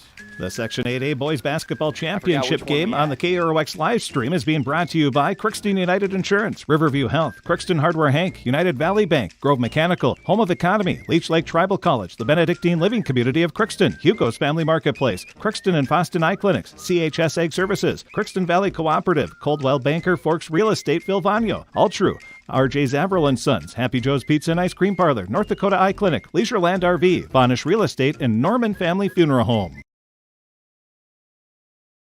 Welcome back here to Thief River Falls. What a game we got. Well, boys, it lived up to the hype. There it is. It's finally, like I said, the first half a little not what we were expecting. There's a bit of a more of a separation, but Cass Lake-Bena has become roaring back, and give credit to Sacred Heart. They have made some buckets here, but it's definitely been Cass Lake-Bena so far. They've kind of stolen the show in this second half. Remember, they were down 11 points at halftime. It's a 1-point game now. They're outscoring Sacred Heart here in this half 19-9. They have as many points this half as they did the entire first half. Sacred Heart basketball off the timeout. Possession arrow goes back over to Cass Lake after the most recent jump ball. Sunby with it here. He's got Fairbanks on him. He'll dump it off to Gap. Gap looking to attack. He'll pull it back out. See if they run a set play here to get one of their shooters a look potentially. Zavaral's into the game for Arnson, so there's the first sub of the half for either team. Sunby will pass on the 3. Long possessions for Sacred Heart. They have accomplished their goal of shortening this game up all night. Pass down to the corner here to Gap. He'll flare one out to Zavaral. He'll stop there. Almost had it poked from behind. Tompkinson now with Dominic Fairbanks off to his left on him. Gap with a ball screen from Denny. Wanted to attack inside. Good help from Brown. Zavarol off the bench. Little pull-up jumper. Might have been fouled or blocked on the way through. Lee with the rebound, and Cass Lake-Bena can take their first lead since they led this game 10-7 in the first half. Lee to the rim. Missed it but got fouled, and Caden Lee at the line with 8:02 to go to give the Panthers the lead. He has been too much in this half. He has been very hard to contain, and I really, that last possession by Sacred Heart, that really does kind of take some wind out of your sails. A long possession, but nothing to come from it. It's tough. Got to assume Lee's a good free throw shooter. We don't have the stats in front of us. He knocks this one down, tie game. He's just a good scorer in general. I mean, he scored his 1,000th career point earlier in this tournament. He's a sophomore. I mean, this kid's, yeah. What? He's a sophomore. He's got 1,000 points. The sky is the limit for this kid. Wow. And he's very athletic, as you saw in his block that was goaltending in the first half. And he has just given the Panthers the lead at 40-39 with 8 minutes to go. Unbelievable. 8-2 run here. And actually, when they were down 34-26, I mean, it was a 14-5 run in the last 5 minutes. Tompkinson trying to put an end to it, take the lead back. Long step back two. It's off the mark. He wasn't quite set, and Denny for the over the back will go the other way. That's number 3 on Landon Denny. 7:42 to go. And now the 15 foul on Sacred Heart. So they got one more to give, and then the Panthers will be in the bonus the rest of the way. Well, that is tough. Both not only the individual foul aspect, but the bonus. That's really playing in Cass Lake-Bena's hand right now. They are just taking advantage of everything right now. You don't have to have that panic light pushing necessarily right now, but I mean, you got to have it ready if you're Coach Sturkle as things are slipping away. The step through for Lee, scores again. What a performance in this second half from Caden Lee. He has taken the game over. 7:15 to go. Up across, they get past the pressure. Tompkinson, Arnson, he'll shot fake. Now will shoot the three for the tie, off the mark. And Denny had to be careful not to pick up the foul, so Brown with the rebound. Panthers can build on the lead. Fairbanks, transition three. Unbelievable. He knocks it down. And Coach Sturkle wants a timeout. Wait a minute. Nope, the official is calling a push underneath on Sacred Heart. So that's going to go as a team foul. The basket will count on the three, and it'll still be Eagles basketball, but Tompkinson with the foul, I believe. Or did they get Denny? They got one or the two. That's one of the stranger calls as they're working it out at the scorer's table, but what a shot by Fairbanks there. They got a 6-point lead. Wow, just the confidence on that transition to step up and go for the three-pointer to extend that lead. Arnson trying to attack in. Ran out of real estate, reach him foul, though, as he was getting double-teamed there. 4th team foul on Cass Lake-Bena, 6:48 to go. Looking at this run here, let's just go from the first half even. It was a 19-30 game. They've outscored them in the second half here, 26-9. Unbelievable. 6-point lead for the Panthers, their largest of the game. It matches their largest when it was 10-4 in the first half. Tompkinson with just 6:40 to go. They need a bucket. He'll try the pull-up three. Oh, my goodness. We got a player, folks. What a shot as that puts an end to the Sacred Heart scoring drought. And that was a deep three as well. That was huge. Big shot from Kobe Tompkinson. Now in transition, Lee answers back. They're going punch for punch, blow for blow. Back to a 6-point lead for Cass Lake-Bena. Wow, both teams are, well, I guess Cass Lake-Bena more than Sacred Heart at the moment. They're starting to feel out that three-pointer, and they're starting to rely on it a little bit here. Well, can the Eagles respond? Get some more fireworks here.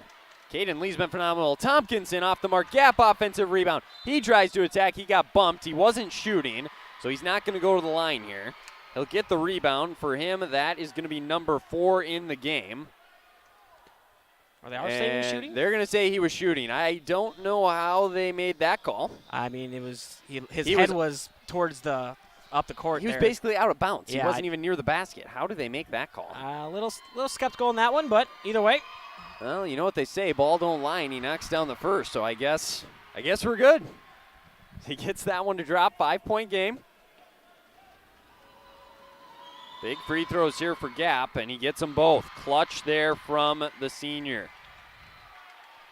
With 5:53 to play. Sam Gap on the night now with those scores. He is 9 points today. Caden Lee, though, has been unstoppable. It's his show at this point. The crossover. He got blocked by Arnson, who came over for the help. Loose ball. Fairbanks gets it. Sidesteps off the glass for 2. Everything going Cass Lake-Bena's way right now. And that, that block shot, if they could have gotten that loose ball, that would have been huge. A huge momentum turner there. Unfortunately, just didn't have the whereabouts where the ball was, and Cass Lake-Bena just took advantage.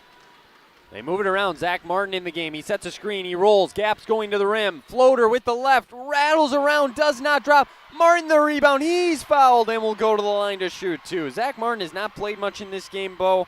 But the minutes he has have been huge. Oh, he has been, that's a role player to say the least. That's exactly what you want. He's been drawing fouls, being just that, like I said, just you're a great role player off the bench and just giving your guys a rest too, and can't ask for much more there. He knocks down the free throw as well. He's 2 for 2 at the line, and they have still not missed yet at the free throw line, which is incredible considering everything that they've gone through in this game. Well, I was trying not to say it, but I'm glad you did. I'll take the blame if he misses this one. How do you not bring it up, though? You know what I mean? As he does miss. You had to acknowledge it at some point. And Cass Lake-Bena wants a timeout here. 5-point game. 5:06 to go. I don't really feel like taking a break, so I kind of want to stay here and talk about this. This is too good to cut away from. Oh, this is a great game right now. This is exactly what we were asking for. You said it dandy about 4 times in the pregame show. And it wasn't living up to the hype in the first half. You were probably thinking, what was this guy talking about? But here in the second half, my goodness. I mean, both teams, their players are starting to really step up and just, right now, too, nobody's really, stretching away. Cass Lake-Bena can't get that separation. They had that right away in the first half there. And, that was the thing we mentioned in the first half, or the pregame as well, is that, how are these teams going to respond being down? Yeah. And now both teams have come back from pretty big deficits. And it's just going to be who can do it last or who can hold off. Pretty much at this point, as the teams are in their huddle right now, 50-45, Cass Lake-Bena. I mean, you think about it here for the Panthers, no shot clock. They can work it around, slow it down. That's not really their game, but the clock is your friend here if you're Cass Lake-Bena. You want to take as much time as you can, get a good look. And if you are Sacred Heart, you want to speed this game up if possible, find a way to get that ball back, turn them over. Now, it's tough to turn a guard like Caden Lee over, and that's going to be a problem, I think, here in the final 5 minutes. With the ball in his hand, you feel pretty good if you're Cass Lake-Bena. He has got 18 tonight, and really they're all in the second half. I mean, the 2 points was right at the end of the first half. He's been just unstoppable. It's like a switch clicked. So here we go, Cass Lake-Bena basketball as they work it around, content to just run their half-court offense. Little matchup zone here for Sacred Heart as they do mix it up. They have one more foul to give here with 5 team fouls. 4:42 to go. Sun beyond Dominic Fairbanks. Almost picked him on the crossover. Attacks in. Goes to Caden Lee on the baseline. He spins. Pull up Jay. Rattles around. No good. And Tompkinson soars up for the miss. Well, Sacred Heart definitely needed that. They needed a stop, either if it was a missed shot or a turnover. Big stop. Arnston now. Nobody on him. He's not going to shoot. He looks to attack. And Lee just picked his pocket. And now he's fouled by Arnston. Coach Sturkle is saying, how is that not a foul the first time? I got to be honest, I thought Caden Lee kind of picked him clean. I thought it was a clean pick as well. I mean, Armstead, kind of a taller player, it's a lot more space when he dribbles there. And give credit to Cass Lake-Bena. They've been doing this all game as well. So now they come the other way, 50-45, Cass Lake-Bena, and they'll take another timeout. Coach Wind using them up. You can't take them with you. 4:13 to go. Each team in a position here to go to the state tournament in the Section 8A championship. Another full timeout here. I'm kind of curious why are you just trying to give your starters some rest right now to keep them in? Yeah. I mean, has he subbed at all this half? I don't think he has. I don't recall seeing any. If they have been, they've been just very short. Basically, the way I look at that is the game is on the line. We're going to trust our 5 best players, put them on the court, let them do their thing. And that's kind of what it's looked like here this entire second half. And he did this the last game, too, against Fertile Beltrami. That game wasn't even nearly as close. But in that game, he also took timeouts like this just kind of at odd times is what it seemed like. But he's known for doing it, and he's letting his team rest maybe and getting a play set up. Where do you go to offensively? I mean, you got to basically just put the ball in Lee's hand, maybe get him a screen or something. You got to assume you just keep that up. I mean, granted, Sacred Heart has definitely, noticed that Lee has caught fire, and he has been starting, or Sacred Heart has been starting, give him some more attention. So, maybe just remind him, hey, look for that cutter. If you're open, cut towards the net and see if Lee can get the ball to you, because obviously, you're going to have him have the ball right away. You would assume. I mean, I don't know why you wouldn't. He's completely taken this game over. It's been his moment tonight, and with 4:13 to go, he's trying to help cement a spot in the state tournament for his team. And a behind-the-back pass, though, and it's going to go out of bounds and go to Sacred Heart. Wow. Went a little fancy there, and it's going to be costly. Well, I wonder if that was the play they drew up and just didn't. Just poor execution. Exactly. It might have been it. I don't know. That was odd. So Sacred Heart, another gift. Can they capitalize now with under 4 minutes to go? Gap. Ball screen from Tompkinson. Two-man game underneath. Goes up, and the foul. Kobe Tompkinson's going to the line for the three-point play. Well, that's exactly what Sacred Heart needed right there. I mean, a rare unforced error on Cass Lake-Bena and taking full advantage of it. Really make this even a closer game. And Landon Denny will come into the game for Martin for the final 3:53. He can make it a 2-point game here with this free throw. See if Tompkinson can knock it down. He's an 82% free throw shooter on the year. The senior, cool, calm, collected, is now 3 for 3 from the line in the game. And it is a 2-point game with 3:50 to go. They've had a couple of and ones in this game, and it has really paid off to get them to this spot as Lee gets by his first defender. Good help defense, so he kicks it back out. They go down to Leroy Staples Fairbanks. He's working inside. The big man spins to the middle, kicks it. Uratia traveled. So now Coach Wynn goes to his bench, and Uratia walked with it. That is huge. That is just back-to-back unforced errors that could really come back to bite you right now in this close of a game. And like I said, they had some good ball movement there. It looked like they were going to get something going, and then here we are. In the corner with it here as Sunby works back up to the top with 3:17 to go. Arnson, they're doing that pick and roll again with Tompkinson. This time they defended it well. He gets into the lane, stops there, spins, works back to the middle, and Fairbanks fouled him. So a 1-and-1 coming here for Ethan Arnson, as that's the 8th team foul on the Panthers. They're over the limit. And a few boos here from the Panthers fans. I mean, I thought they were letting him play a little bit more in the first half. It looks like they're calling a little bit more in the second half. You do tend to see that, I feel like, as the game moves on, as he knocks down the free throw calmly. This one will be for the tie. As Arnson lines it up with 3:07 to go for the tie. Rattles around, no. Denny with the offensive rebound. Oh, that could have been over and back, but Gap established himself, so we play on. He's driving to the rim. Reverse layup got blocked. Caden Lee has it. 1 for 2 trip there for Arnson at the line, and it is a 1-point game. 50-49 Cass Lake-Bena. They're scoreless here in the last 3 minutes. Lee's pull-up jumper, no. Fairbanks soars in. His layup got blocked, and Sunby gets the miss. They can take the lead this trip down. 2:37 to go. Ball screen. Sunby wanted to attack, pulls it back out.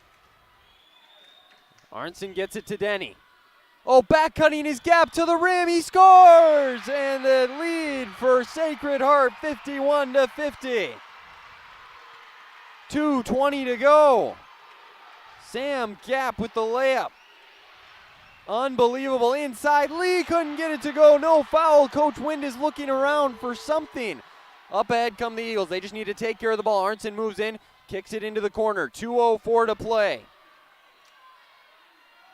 What a run here for Sacred Heart. They've scored the last 7. Sunby setting up the offense.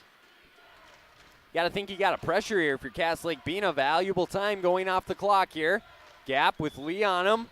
Working on the right wing. He'll pick up his dribble, kick it to Denny. They got 1:40 to go. The next foul will still just be a 1-and-1 for Sacred Heart. 1:36 to go. They patiently run the offense. Hand off to Sunby. 1:29. Continuing to work around the perimeter. Does Cass Lake-Bena? Oh, dangerous pass there. Tompkinson gets it. Do they start to double? Pressure more at some point. Coach Wind is standing as he watches on. 1:17 to go. Arnson got bumped moving in, and he's going to the line for a 1-and-1, and that's going to be foul number 4 on Leroy Staples Fairbanks. And that's big because he's got 15 points tonight. Yeah, no, I mean, the past couple of calls, he's been just a little too aggressive, a little too much contact, bumping a little bit, and they've been calling it. So it's it's tough. That's a big break for Sacred Heart, and as they've been pretty solid on the free throw line, hopefully they can extend this lead. Last 1 and 1 here. Big one for Arnson. He's at the line. Lines it up. He's 3 for 4 today. 3 for 5. He missed it. Fairbanks with the rebound. That could be a costly free throw right there. Hopefully it doesn't. So here we go, 107. Where do you go if you're Cass Lake-Bena? This is Caden Lee on gap. Spins to the left, pull up 3. It's short, loose ball. That's going to go off on Brown, and it's Sacred Heart basketball with 58 seconds to go. Another stop as Cass Lake-Bena is scoreless in the last 5 minutes. They just all of a sudden, it really started off that one unforced error, the behind the back pass where they just missed on that, and it's been all Sacred Heart since. Arnson patiently gets it up. They got a foul here, 50 seconds. It's going to be 2 free throws if they do. They got a foul or get a steal. Fairbanks has 4 though, so he doesn't want to. Trevon Lee, on Sam Gap. He's a good free throw shooter. Down low, Tompkinson with the layup, scores! 3-point lead. Kobe Tompkinson with the layup. They got to get back. Here comes the Panthers. In transition, Fairbanks into the corner. They hit Brown for 3 in the tie. Off the mark, loose ball. Sunby got hammered going for the rebound. And Sacred Heart's going to go to the free throw line here for 2 shots with 26 seconds to go. This, if they make one here, they can ice it, really. Good to see Sunby getting up now. And on the season, Josiah Sunby shoots free throws at just 55%.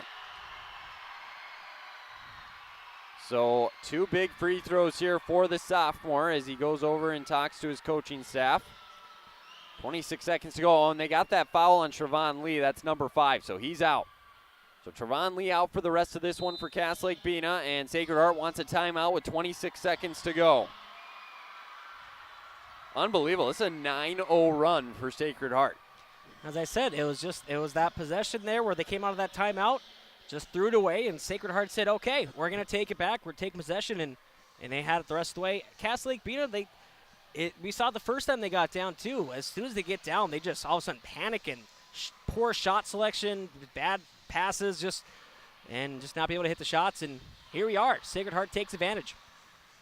Kobe Tompkinson has risen to the occasion here tonight. 7 points in the first half, and here in the second half with 11 for a total of 18. Had the most recent one on a layup. Had an and one a minute before that.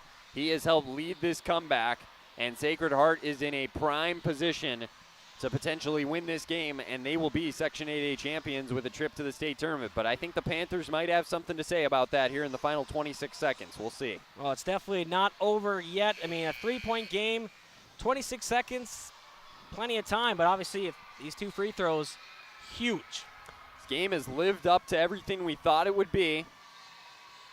But now it's time to more than likely determine a winner unless we get overtime, which you never know.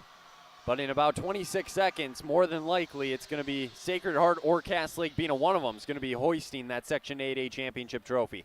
Sunby with 2 of the biggest free throws in his young basketball career. Lines up the first one. He's up. Off the front rim, no good. That's a little bit of life for Cass Lake-Bena. Even if he makes this one, you can attack the rim if you want. There's plenty of time. You don't need a 3 on the other end. He gets the ball from the official. Sunby, 1 for 2 at the line today. Up with the second one for a 4-point lead. Knocks it down. So he splits the pair. A big free throw there from Sunby. Cass Lake-Bena moving quickly. They got to go. Step back 3 for Caden Lee. He might have got fouled. He made the shot. And timeout for Cass Lake-Bena with 18 seconds to go. You knew they weren't going to go down without a fight. What a shot from Caden Lee. Yeah, I think he kind of wishes he would have had one of those shots a little earlier. He missed at least 1 or 2 threes within that 5-minute span there where they were a little ice cold, but still clutch time right there, making this still a 1-point game. And so do you fall right away? You have about, I would say, 3 seconds to maybe get a steal if you want, and then you got to foul. You don't want any more time to run off, especially in a 1-point game where you can theoretically have a chance to tie or win it regardless of what Sacred Heart does at the line. Other big thing to keep in mind here, possession arrow is pointing Cass Lake-Bena's way. If we get a tie up here, it's their basketball. So I would expect them to be aggressive, not foul right away, maybe try and get a tie up. and then potentially get the basketball back where they could win the game. If you're Sacred Heart, I think you want to get it to Tompkinson first and foremost. Yep. You can't get it to him. Sam Gapp is the next best. Arnson is a very good free throw shooter. You've got lots of good options out there here if you're Sacred Heart.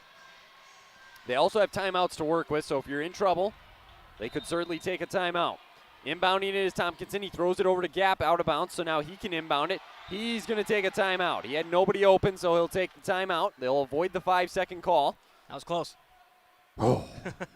You see more and more teams do that, where they'll throw an inbounds pass out of bounds to another player, and then that catches the defense by surprise. That time, though, the Panthers were all over it. Caught me by surprise, but not gonna lie, I was like, what is he doing? You're like, what was wait, that? That's right. had to think about that for a quick second. It's rare, but it does happen. Oh, my goodness. What a game. 30-second timeout here as Coach Wynn talks with his team and drawing something up on the whiteboard. We're way up top in the press box, so, we're not going to be able to see or hear anything that Coach Sturkle is talking with his team about. But, again, more than likely, try and get the ball to one of your better free throw shooters here. Well, and did time run off the clock? There was more than 17.4 before, wasn't there? It was 18.4. Yeah, I was going to say, I think we lost a second somehow, and I'm not sure how. Hopefully we're wrong here, but could play a big role. Exactly. Every second matters. Gapp, he's trying to throw it in. Tompkinson cuts to the ball and gets it. He's there by Caden Lee, works around. He's splits it. You got a foul, and there's the foul there. So at 10.8, Kobe Tompkinson's going to the line to shoot 2. They let a little more time run off the clock than I would have liked. And now 2 big free throws here for the senior.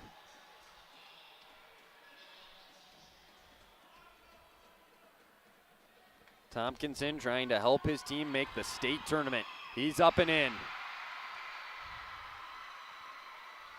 2-point lead for Sacred Heart. Big shot coming here.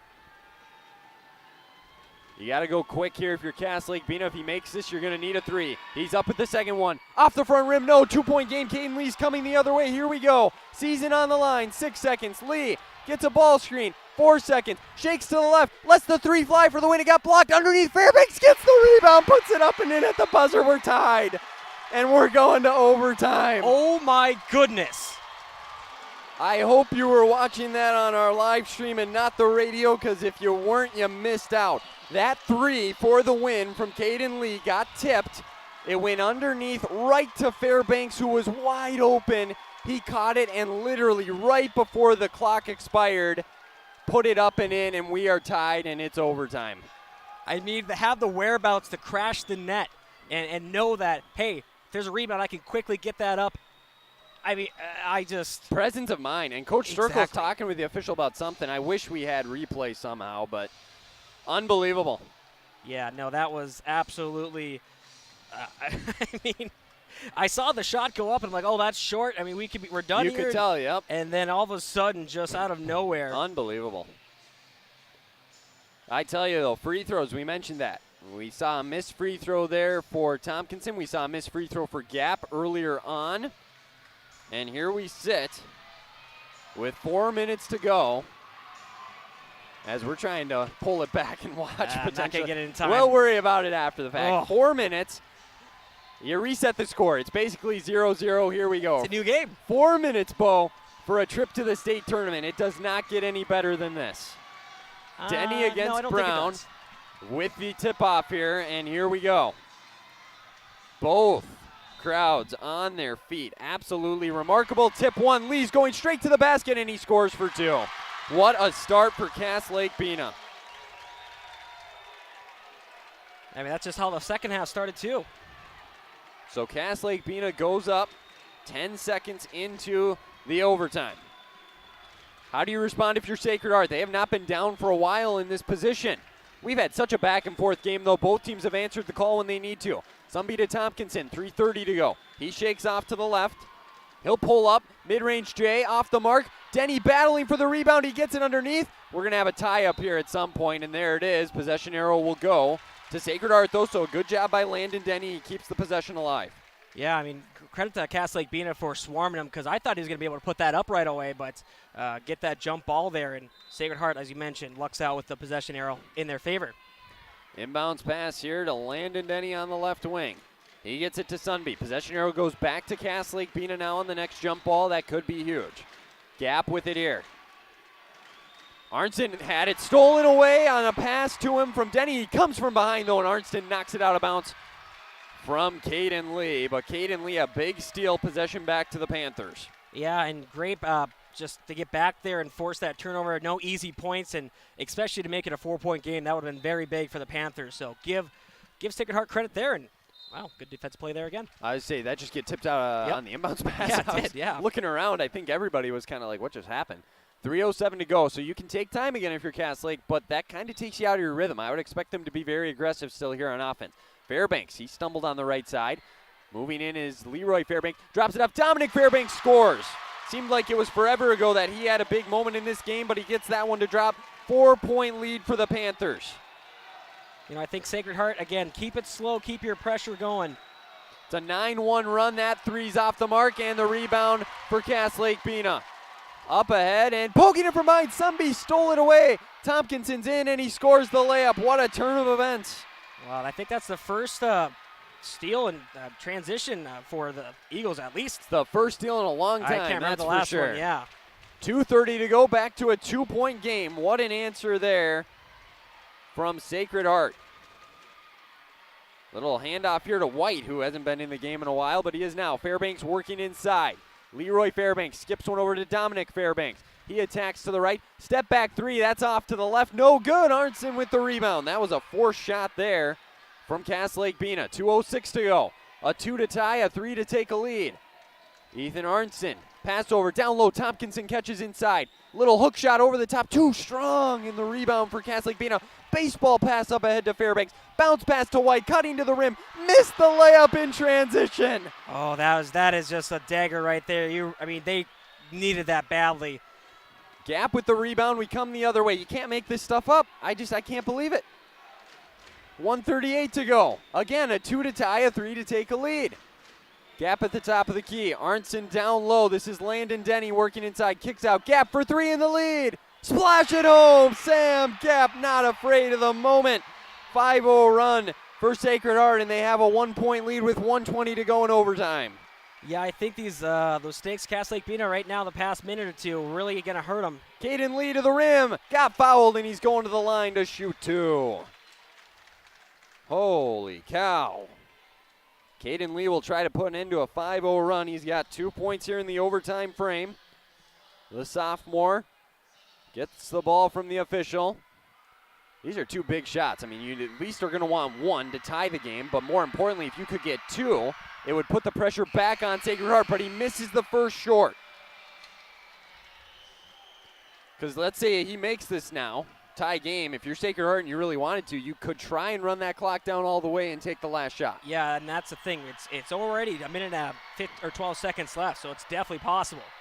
It's not easy to do against this pressuring defense, but possible. He gets a 1-for-2 split. Couple subs in here for Cass Lake-Bena defensive purposes with 1:12 to go. Tie game at 60-60 off the free throw there from Cass Lake-Bena. Where do you go to offensively here? I got to think it's Tompkinson or Gap. They've been the two that have led the charge as of late. Your two senior leaders. Here's Gap with it on the right wing. Man-to-man defense. Cutting is Tompkinson to the rim. Missed the layup. I think that could have been goaltending because Lee slammed the backboard and the rim started to shake and the shot missed. Up ahead comes Cass Lake-Bena. They'll set up in the half court. Fairbanks with it, and Coach Wynn wants a timeout with 46 seconds. And Coach Sturkle's looking around.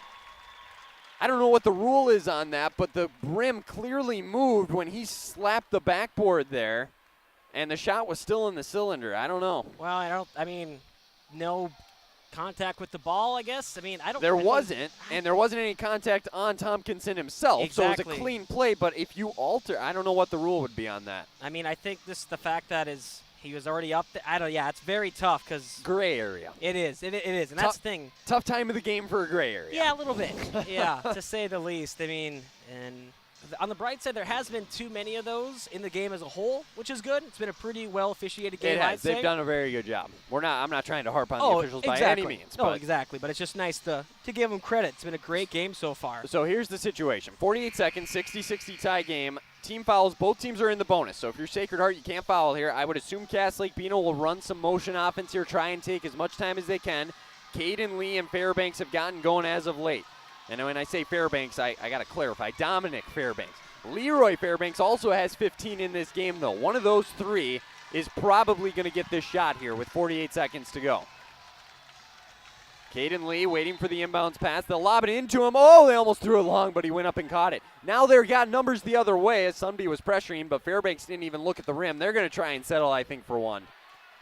Yeah, it looks like it. I mean, it's this time with how this game's been going, both teams have tried slowing it down. 33 seconds. Lee on the right wing shakes by Gap. No, they're going to attack, and Brown's going to get a layup. He missed it. Off of, I believe, Denny. No, they're going to say off of Lee. And we're going the other way. With 27 seconds left, Sacred Heart will have the last possession. Darren Brown had a wide open layup, and he just completely missed it. I think that's at least the fourth or fifth open layup Cass Lake-Bena has missed, and I mean, this game could already be over if they would have hit those shots. Arnson with the ball. Who's going to play hero for a trip to the state tournament on the line? 15 seconds. Gap on the right wing. Will this be it? Tompkinson trying to break free. Gap with 9 seconds. Goes to the lane, had it stripped, Lee stripped it, he's going the other way with 5 seconds. He's across half court, stops there with 3 seconds. They got to get a shot off, and that's going to do it. They don't get one, and we're going to double overtime. Sunby recovered defensively, got back, made Lee pick up his dribble. He couldn't attack the rim, and double overtime, here we go. Oh, my goodness. I think it's living up to the hype there, Wyatt. You think so? Just a little bit. Oh, I'm starting to think I didn't hype it up enough with the way this one has gone. We're going to be here till midnight at this rate. Running out of room on my score sheet here to keep track of all the points and everything that's going on. Double overtime, 4 minutes to go. Just an unbelievable game, and what changes at this point for both teams? Not really much, I would assume. You just got to keep trying to do what you've been doing all game. You know, and I think I just feel like both teams are, as soon as they get down, they really start pressing a little too much, even when they're down by 2.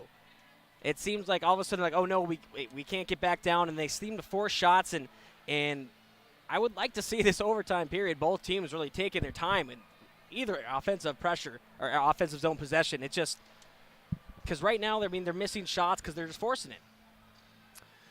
4 minutes back up on the clock, 60-60. Teams in their huddles right now. Cass Lake-Bena jumped out in that first overtime, took a 4-point lead. They only scored 1 point the rest of that stretch, and that allowed Sacred Heart to come back, tie the game up. And both teams went scoreless in that final minute. So here we are again. A little deja vu for you? A little bit. I got to save my voice a little bit. It's starting to go on me a little bit here as we hit double overtime. Denny and Brown taking the tip as usual. Fans all on their feet. I think they've been on their feet for the past 20 minutes. If you're sitting down, you're either not invested in this game or something's just wrong. As they win the tip again, do the Panthers, so they'll set up in the half court. Caden Lee with it. Here we go again. Trip to that state tournament on the line. Whoever's going is going to be well earned as that pass almost out of bounds. Uratia saved it. Down to Leroy Staples Fairbanks, and he traveled. Yeah, he moved his pivot foot. Great call by the official with 3:41 to go, a turnover for the Panthers. That's tough right there. That's the second travel that for Cass Lake-Bena, and I don't know why the fans are booing. It's pretty obvious. I was going to say, he clearly shuffled his pivot foot as Arnson dribbles up across half court. Man-to-man defense for Cass Lake-Bena, 3:33 to go. Sunby, ball screen, kicks it over to Gap. Tompkinson looking for that post touch with Lee on him. They'll go ball screen, two-man game with Gap and Tompkinson to Arnson. He's pressured. Fairbanks has got to be careful. He's got 4 fouls, and that's going to be, well, it should have been a kickoff of Lee. It'll go out of bounds off of Lee. Stay with the Eagles here. 3:16 to go. We're still scoreless in the second overtime. Sam Gap will take it out on our near sideline as we're up in the press box up here, away from the team bench. Arnson trying to get it. They'll throw it into Sunby as he sets up the offense. Denny setting a screen. He'll work to the right, try to cut back to the middle.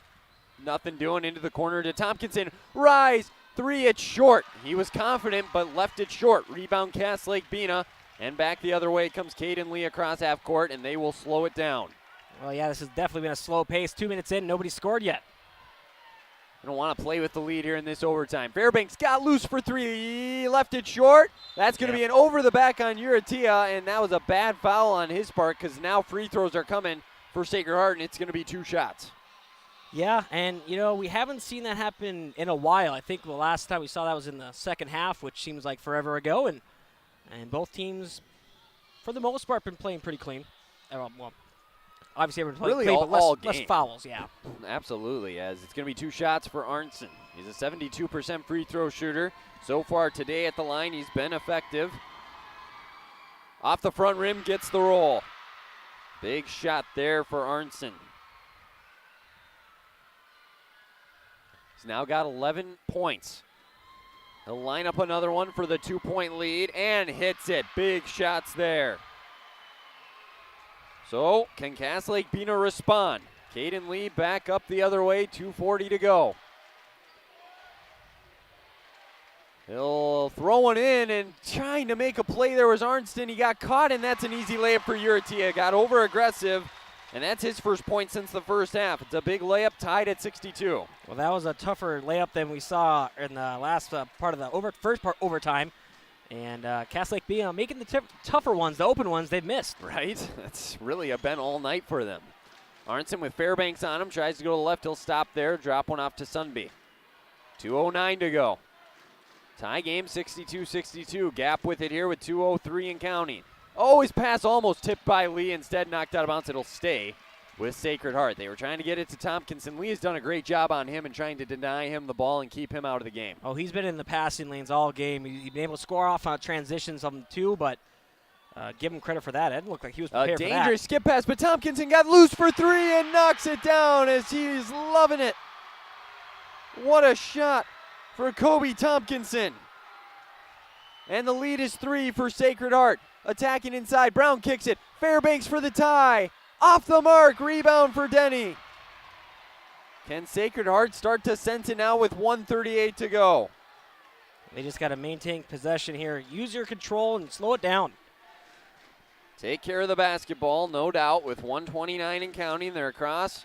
Gap with Lee on him. We'll pass one down to Tompkinson with 1:23. Gap in the corner. Possession arrow is Sacred Heart if there's a jump ball. Drives in, kicks it. That was a dangerous pass. Uratia guarding Arnson. He's got to get rid of one. He'll get it to Sunby with 1:12. One-handed pass to Denny. Denny back to Tompkinson. He's going to drive left, gets by his defender, and got tripped on the way in, so he's going to go to the line to shoot 2. He can start to ice this game away at the free throw line. That's tough. I mean, just foot in the wrong place at the wrong time, and definitely wasn't intentional, but you got to call it. It wasn't, but you're right. I mean, there was definitely contact there, and that's going to get called pretty much every single time. Tompkinson at the line. Can the senior help ice the game away? He knocks down the first. Not afraid of the moment. Another big one here. No dribbles on the routine. Lets it fly and knocks it down. 5-point game. Cass Lake-Bena has overcome this before, though. Can they do it again? They dribble the ball up to save some time. Now Caden Lee gets across half court. 1 minute to go in double overtime. Lee shakes by the defender. Pulls it back out. Can't break free. Uratia down low. Fairbanks spins baseline. Blocked by Denny inside. Rebound for Tompkinson. 48 seconds. They got a foul. Pass up ahead. Gap across half court. He'll stop on the wing. Got a foul at some point. He gets it down low to Denny. Back out to Tompkinson. 38 seconds. What are they doing? Well, now Lee's going to get the steal. A lot of contact. No call. Lee is running the other way. And he's fouled. Buzzy scores with 29.9. You got to be kidding me. They looked like they were dead in the water. Lee comes up with another miraculous steal. Denny picks up his 5th foul, so he's out for the rest of the game. And now Lee can get it back to a 2-point game with 29 seconds. I can't believe it. I mean, that's why they didn't foul, I guess. I know. I was going to say they made me look stupid because they knew what they were doing the whole time, I guess. Unbelievable. The free throw is very important here, though, for Caden Lee. So he lines it up. The Sacred Heart fans getting loud. The sophomore knocks it down. 2-point game. Timeout Cass Lake-Bena. 29.9 to go. Okay, let's reset once again, Bo. What do you do if you're Sacred Heart? Tompkinson, I'm assuming with the way he shot free throws, try to get it to him. make Cass Lake-Bena foul him. He's also took care of the basketball probably better than anybody on the Eagles all night. Oh, for sure. I mean, I would say just looking back, trying to look back on how long this game's been, I can't recall a time that he's just carelessly either dribbled the ball too much or thrown it away. So I would definitely try to get it in his hands and really try to make something, make Cass Lake-Bena really force, like I said, as long as you don't turn it over again, I mean, that's just huge. Yep. Well, and you even have the possession arrow in your favor. So if you have to take a tie-up or a timeout, don't just give them a free shot to the basket on a bad pass. Exactly. 2-point game. I have a feeling this 29.9 is going to provide a lot of entertainment. I think we're far from being done with some of this fireworks that we've seen here today. Well, definitely after that, to end of the second half and regulation definitely provided plenty of time. So, yeah, I was expecting this game to be over by now. Yeah, I think most people were, but we call this an instant classic, Bo. That's all you can say about a game like this. Almost getting past my bedtime. Kids are playing their heart out right now with that spot in the state tournament. With 29.9, here we go. Sacred Heart will inbound. If you're Cass Lake-Bena, you can maybe take a few extra seconds and try and get a steal here before you foul. Gap looking for someone. Tompkinson gets it. Maybe don't want to foul him, and there it is. So Fairbanks gets him, and Tompkinson going to the line with 26.8 for 2 free throws. They fouled plenty early now, though, so that even if he makes both of these, you got plenty of time to go the other way. Exactly. I mean, yeah, both these free throws are huge. 3-point game obviously is not enough from what we've always seen before. I mean, 4 points is still pretty rough, so for Cass Lake-Bena, it doesn't seem to be the task. Tompkinson missed the free throw short.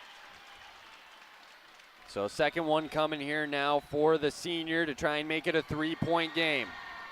He's up and in, so he splits the pair. 3-point game. Cass Lake-Bena 26.8. They'll come the other way. You don't need a 3. Lee is going to the rim, splits the defense and scores. That was too easy. 20 seconds, 1-point game. Oh my goodness, it's tipped out of bounds. It will stay with Sacred Heart with 18.5. That close from Cass Lake-Bena getting the ball back and having the time to get an easy basket. 18.5, 1-point game. Sacred Heart has got to find a way to get this in and get back to the free throw line. Gap. Looking for anybody, gets it into Arnson. He's pressured there. Uritia on him, and he's finally fouled with 14.8. 2 free throws coming for Ethan Arnson. And these two are, even bigger than the last one. Last two, I mean, if they can knock these both down and make it a 3, we've seen Cass Lake-Bena really struggle when they've really tried to force that 3-pointer. They haven't had some luck so far. Arnson is 5 for 7 at the line tonight. The first one is good. He's got ice in his veins. 2-point game. This is where this one comes into play, like you said, Bo, because Cass Lake-Bena can get to the rim, it seems like, whenever they want for a 2. So if you make it a 3-point game, you're going to be in a pretty good spot. You would almost certainly need a 3 if you're the Panthers. Big free throw for Arnson. It's on the way. It's too strong. 2-point game. Rebound. Cass Lake-Bena's coming the other way. Here we go. 10 seconds. Lee goes to the left. He's going to the rim. Steps by the defense. Missed the layup. Fairbanks had the rebound stripped away. Lee gets it back. Jumper. Short. Sundby with the rebound. And that's it. Sacred Heart is your Section 8A champions and will go to the state tournament. 69-67 the final score. Wow, what a game, what an ending. Sacred Heart, I think that's a pretty well-deserved first trip to the state tournament, don't you think? Unbelievable. A night that they will remember for the rest of their lives. They did just enough. They pull it off. Section 8A champions over Cass Lake-Bena. What a hard-fought game from both of these teams, and we're going to cap it all off here in the post-game show coming up here on KROX. We will take a break. When we come back, we'll have the post-game show here on the KROX live stream and on the Voice of the Valley. KROX 69-67, Sacred Heart are the champs. We'll be back after this.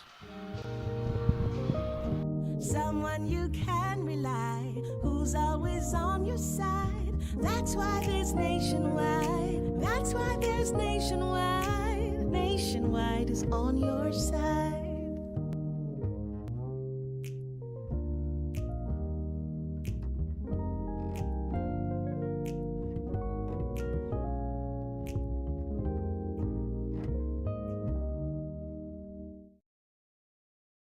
River From shoulder to hand, hips to toes, and everything in between, the Riverview Health Orthopedic Team has you covered with advanced training and joint replacements, upper and lower extremity, spine, foot, and ankle care. You know you'll be in good hands with Drs. Spinell, Polkert, Stanky, Kim, Abasi, Schall, and Sekundiak.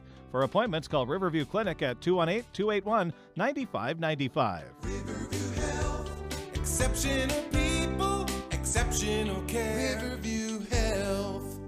Fix it, do it, remodel it, and improve it with the help of Crookson Hardware Hank. They have everything you need from electrical to plumbing supplies, paint, stain, and paint supplies, power and hand tools, housewares, and things to fix up and clean up. Crookson Hardware Hank carries seasonal items, shovels, rakes, grills, bird feeders, bird seed, pet food, and much more. For home projects, repairs, and more, shop Crookson Hardware Hank, University Avenue in Crookston. You've got a lot more going for you with Hank, Hardware Hank. It's always growing season here at United Valley Bank. We're focused on growth for our customers and communities, success for farms and businesses, and improvement for ourselves. Partner with us, and you'll see firsthand just how much the right hometown banking team can change your perspective. Together, there's no limit to the heights we can reach. United Valley Bank, our roots make us stronger. Member FDIC, an equal housing lender. Grove Mechanical Incorporated is currently accepting applications for HVAC installers and service technicians. If you're mechanically inclined and extremely self-motivated, this would be a great job for you. Grove Mechanical will provide you with the adequate training to do the best job. They offer 40-hour work week, competitive pay, simple IRA with company match, paid vacation and sick days, health insurance, uniform, and company vehicle. Email your resume to gmi@rrv.net or go to grovemech.com to fill out an application, or you can drop off your resume at Grove Mechanical, 1001 Bruce Street, Crookston. When there's work to be done, water and mud can't stand in your way. So plow right through in a pair of muck boots from Home of Economy. Made from neoprene and heavy-duty rubber, muck boots are designed for total comfort with a snug fit and built-in arch support. So you stay dry and strong on your feet. And with options like steel toe and Arctic insulation, you'll always find the right muck boots at the guaranteed lowest price. Home of Economy, where your dollar buys more.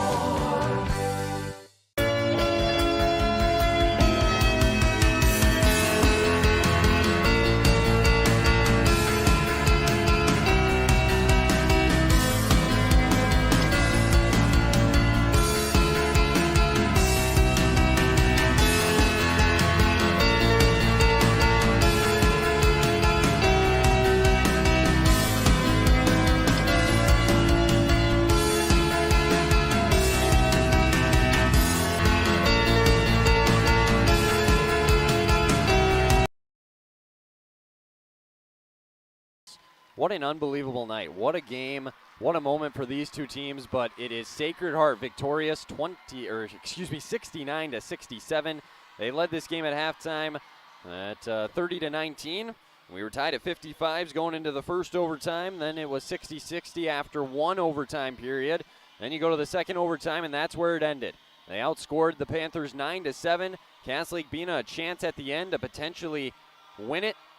They could not, and Sacred Heart, a much-deserved, hard-earned fought victory here tonight to raise the Section 8A championship banner. The players right now cutting the net, as you see on the KROX live stream. We're going to try and talk with the Sacred Heart head coach in just a little bit.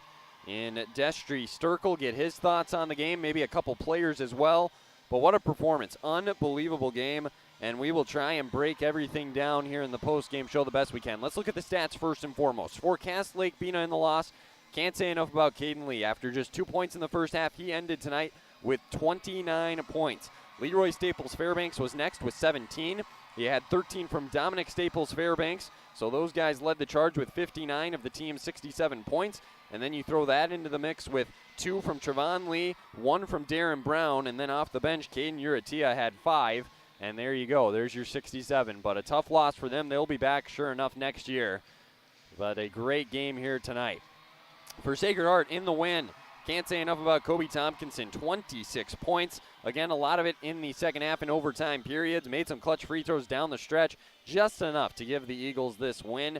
And then it was 13 from Ethan Arnson, which he had 6 points come at the free throw line, including one late in that game to seal it. Then you had 12 from Sam Gapp. 7 from Josiah Sunby, 4 off the bench from Zach Martin, and then 2 apiece from Landon Denny and Isaac Zavarol. That gets you your 69. And they win this game 69-67. We will have everything up on our website, the story, the stats, the pictures, the scoring, and more, KROXAM.com. But it'll be a little bit later on here tonight after we soak everything in and have our post-game show. Coach Circle right now cutting down the net. Feeling pretty good, I'm sure. It's March Madness, and this game lived up to the hype. Double overtime. Who would have thought? What a game and what a win for Sacred Heart. The top seed in the West subsection for 8A comes all the way through, wins it, and they are heading to the state tournament as their record improves to 26-3. Cass Lake-Bena ends their season with a final record of 26-4. We will take one more break here. When we come back, we will head down courtside. We'll see if Bo Melby can talk with Destry Circle, get his thoughts, all that and more coming up in the postgame show here on KROX and the KROX live stream. We'll be back after this. This is Judy Hulst, Administrator at Villa St. Vincent and the Summit Apartments. Over the years, we have seized the opportunity to make changes and improve the services we offer. Healthcare has taken on a very distinct evolution, focusing on post-acute short stay and return to home. It is our privilege to continue to serve our community with a continuum of care ranging from assisted living, memory care, post-acute short stay, and extended care. We are so grateful for the support of Crookston and the surrounding communities. In this season of reflection, please know how very proud Villa St. Vincent and the Summit Apartments are to serve our community. Shopping for groceries is easier than ever with Hugo's Family Marketplace. To simplify life, Hugo's offers convenient online shopping with delivery or curbside pickup at GoHugos.com. Even better, shop on the go with the Hugo's Family Marketplace smartphone app. Download e-coupons, recipes, grocery lists, weekly ads, and place your grocery order right from your phone. Save time and save big with Hugo's Family Marketplace, your hometown grocer since 1939. You're gonna find more low prices, more great stuff when you go to Hugo's. The Crookson Eye Clinic is your hometown eye clinic. Whether you have cataracts, glaucoma, macular degeneration, or perfect vision, it's important to have your eyes evaluated to keep them healthy. To help you with your busy schedule, the Crookson office now has extended hours on Tuesdays and Wednesdays. They also have a second location in Fawston to offer even more appointment options. If you've been wanting to try contact lenses or are looking for your next pair of glasses, the doctors at Crookson Eye Clinic are available to see you. Doctors Forget, Smith, and Jananetta are all accepting new patients. Call 281-2020 for the Crookson and Fawston Eye Clinic, the best care in. This is my farm. Don't come out here and tell me what I need. I need solutions that work and market options that are worth my time. Small town support that sees the bigger picture. A global network that empowers us. A co-op that's there for us every day.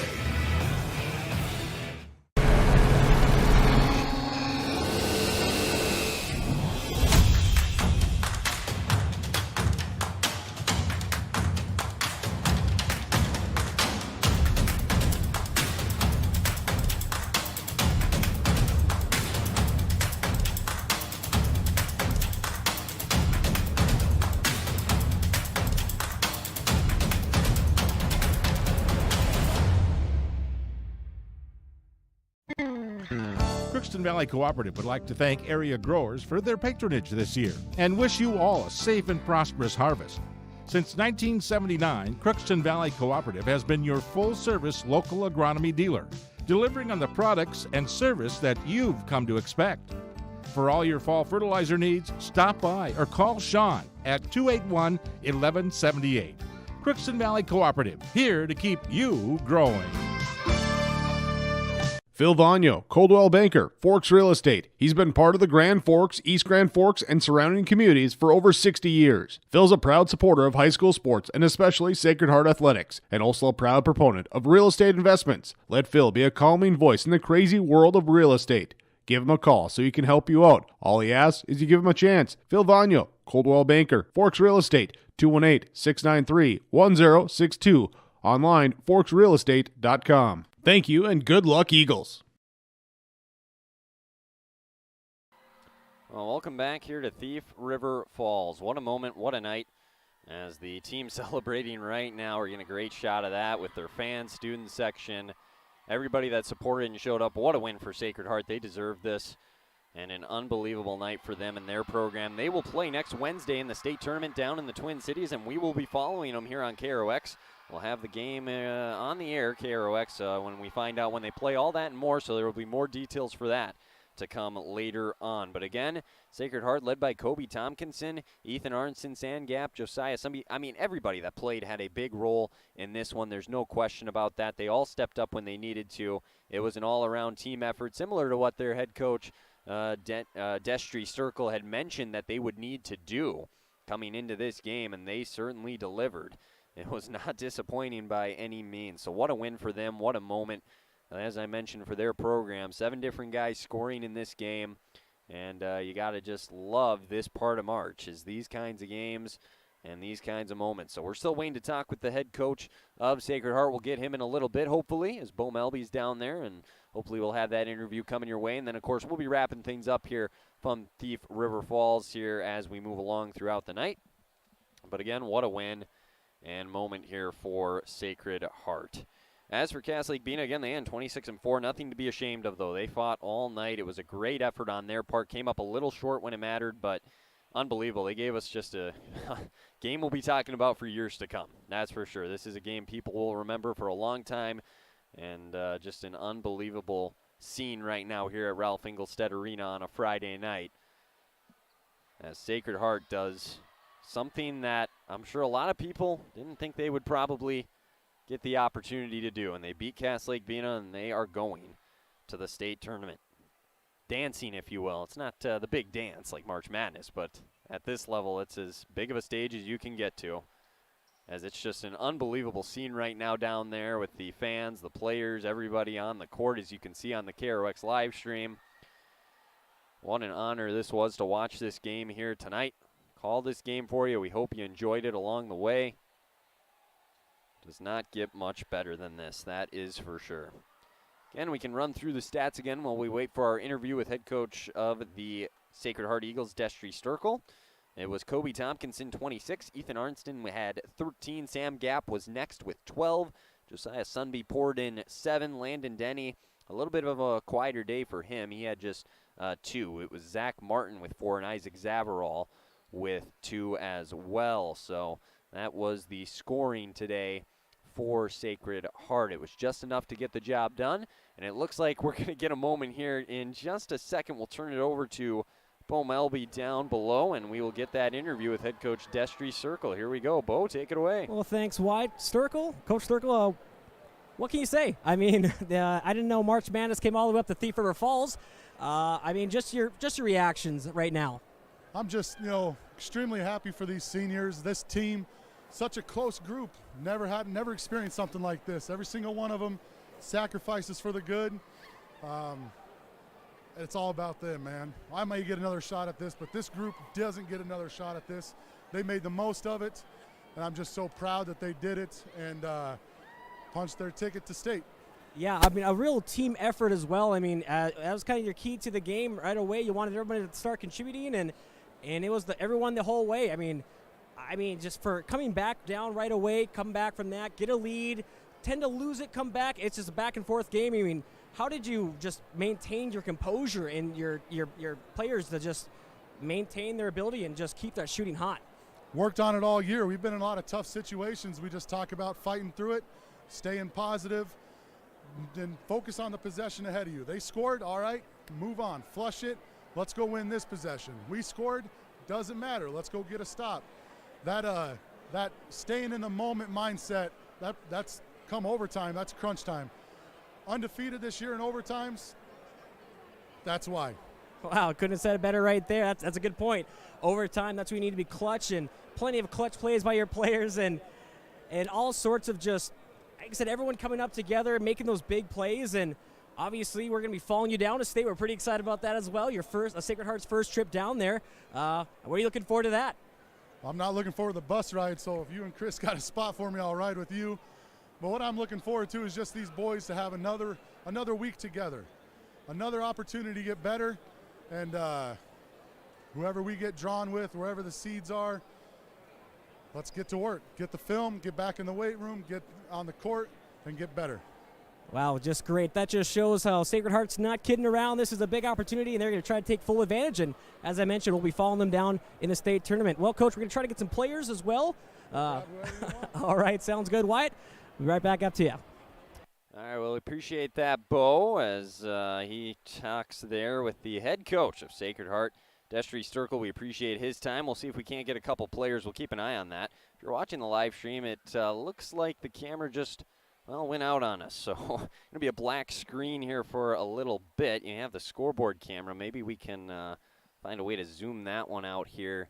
Doesn't look like the power cord was plugged into the main one. So we'll see if we can get that fixed. But Bo right now looking to interview a couple more players potentially here as we keep the post-game show, the party rolling on for Sacred Heart. So they get a big win over Cass Lake-Bena. And it looks like we may have one down there, as Bo will send it back over to you. Well, thanks, Wyatt. And, well, first emotions, how are you feeling? So I'm so damn excited right now. This has been my goal for the last 4 years, and to finally get it done. My voice is gone. I've just been screaming so much. So if I sound a bit weird, sorry. Well, I mean, obviously, such a long game, and you had some pretty big shots in the last couple overtimes. Isn't that just crazy to think? I mean, the fact that you guys were able to maintain your composure, and Cass Lake-Bena came back at the end there. You guys just kind of brushed it off. It was really impressive. We've been to, I think, 3 overtime games this year, and we've won all of them. We know how to play in those situations. We don't get discouraged. We stay in it, keep our heads in it. And we just came out on top tonight. All right, well, we're going to be following you guys down to state, so we keep on broadcasting, so best of luck, and we'll see you next week. Thank you very much. All right. Wyatt, back up to you. I appreciate that, Bo, as that was Kobe Tompkinson. We appreciate his time as well. A huge game from him. I mean, they wouldn't be in this spot without him. So he was able to pour in a team high, 26. Caden Lee in the loss for Cass Lake-Bena had 29. That was the game high. But a great performance from the senior, Kobe Tompkinson. And like you said, he'd been searching for something like this for 4 years, and to finally get it done, quite the moment there for him. So congratulations to him and the rest of his team. Bo's trying to navigate just the mess down there that is. I mean, seriously, quite the scene right now as continues to potentially look for other players to talk to courtside. And it looks like we're going to get Josiah Sunby next. So, Bo, I guess we'll send it back down to you. Thanks, Wyatt. Well, Josiah, what a game. What are you feeling right now? Doesn't even feel real right now, honestly. It's so crazy. All right. Well, obviously you, I think you probably one of the players that put probably some of the most minutes out there. I mean, throughout the regulation into overtime, second overtime. I mean, what was your motivation to keep you going in every drive? Well, I just know a better team wanted it. We all play so good together, and we all are just big family. So I knew we all wanted it, and that just kept us going. Oh, yeah. And I heard from one of your teammates, 3-0 in overtime. So obviously you guys were almost built for this type of play. And, well, what are you expecting as the state tournament comes your way? You know, I don't know too much about the state tournament. I was kind of just reading about this game, but we'll see how it goes. All right. Sounds great. We'll be following you guys down there, so we'll be broadcasting your game. So best of luck. We'll see you on Wednesday. Thank you. Wyatt, back up to you. Thank you very much, Bo. Appreciate that, as that was Josiah Sunby. We appreciate his time, and, you know, I got to like that mindset. Living in the moment, living for this game as they get it done 69-67. We'll worry about the state tournament coming up here next week. But, again, as mentioned, we'll be there covering it. We're looking forward to that right here on KROX, so you can look for that a little bit later on here as we move along into next week. As the players are taking a picture, maybe try to get one more player and then maybe take a break after that as we continue to move along in the post-game show, see if we can't get one other player down there. And lots of pictures, lots of exciting stuff going on. I mean, these kids are soaking it all in, as they should be. We mentioned it a couple times. They're going to remember a game like this the rest of their lives, and that is ringing true here with this kind of a performance and this kind of a scene. There's no question about that. So, Bo, looks like you got Sam Gap next, so we'll send it back down to Bo. Sam, well, I've been asking all your teammates, what are you feeling right now after such an emotional game? You know, I'm just shocked. Like, this whole thing, we're going through games, and all year we played close ones, and throughout the playoffs we've played a couple close ones, and it's really just a relief to finally get to this game. And, I mean, at the beginning of the season, last year going 500 win percentage, and now coming to this year, maybe having a thought we're going to be a little bit better, and knowing we have talent and seniors coming back, and you know, it's just a relief to finally be able to say we're going to state. Oh, for sure. I mean, as you mentioned, yeah, you guys have made a lot of improvements over the past year. And coming in this game, I mean, Cass Lake-Bena, they've been here for the past, I think, 3-5 years in the championship. You guys not considered huge underdogs, but definitely considered, all right, they're going to have to fight for it. I mean, just to have that momentum or that mentality throughout the whole game into the overtimes, that's got to be thinking, oh, we got this. We can beat this team, right? Yeah, beginning of the season, we started out hot, and then we kind of lost our momentum a little bit. We were winning games, but still not the margin we were at the beginning. And then coming to this game, I felt on Tuesday when we played Cass Lake versus Fertile, we really thought, like, people are thinking whoever wins this game thinks they're going to stay easy. And, you know, we never played Cass Lake, and I was a little bit nervous. Like, I don't know how they're going to play. I've watched film, and they're fast, and they're good. They know how to move it in and out, and good shooters. And we just did our jobs and ended up pulling it off. Yeah, the grind was through. This is probably one of the, I would say this is the best game I've seen in my entire high school watching. I mean, this is crazy. So congrats again. We're going to be following you actually down to KROX. We'll be following you down to the state tournament. So we're looking forward to watching you guys play on Wednesday. Great. Thank you. All right. Thank you, Sam. Thank you. Wyatt, back to you. All right. Thank you very much, Bo, for all of that down there courtside. We appreciate it. Lots of great interviews with those players and the head coach of Sacred Heart. They get the win 69-67. So a big moment for them. Special night here. Nobody for Sacred Heart has left yet. They're all still on the court just celebrating, taking it all in. A big, big accomplishment and win here today. Again, the story, the stats, some pictures, all that and more will be coming a little later on tonight here on our website, KROXAM.com. We will take one last break, and then we will end the post-game show here from Thief River Falls. So we'll step aside, take a break. We'll be back with a draft scoreboard update, recap, and get our final thoughts, all that and more coming up when we come back here on KROX. Someone you can rely, who's always on your side.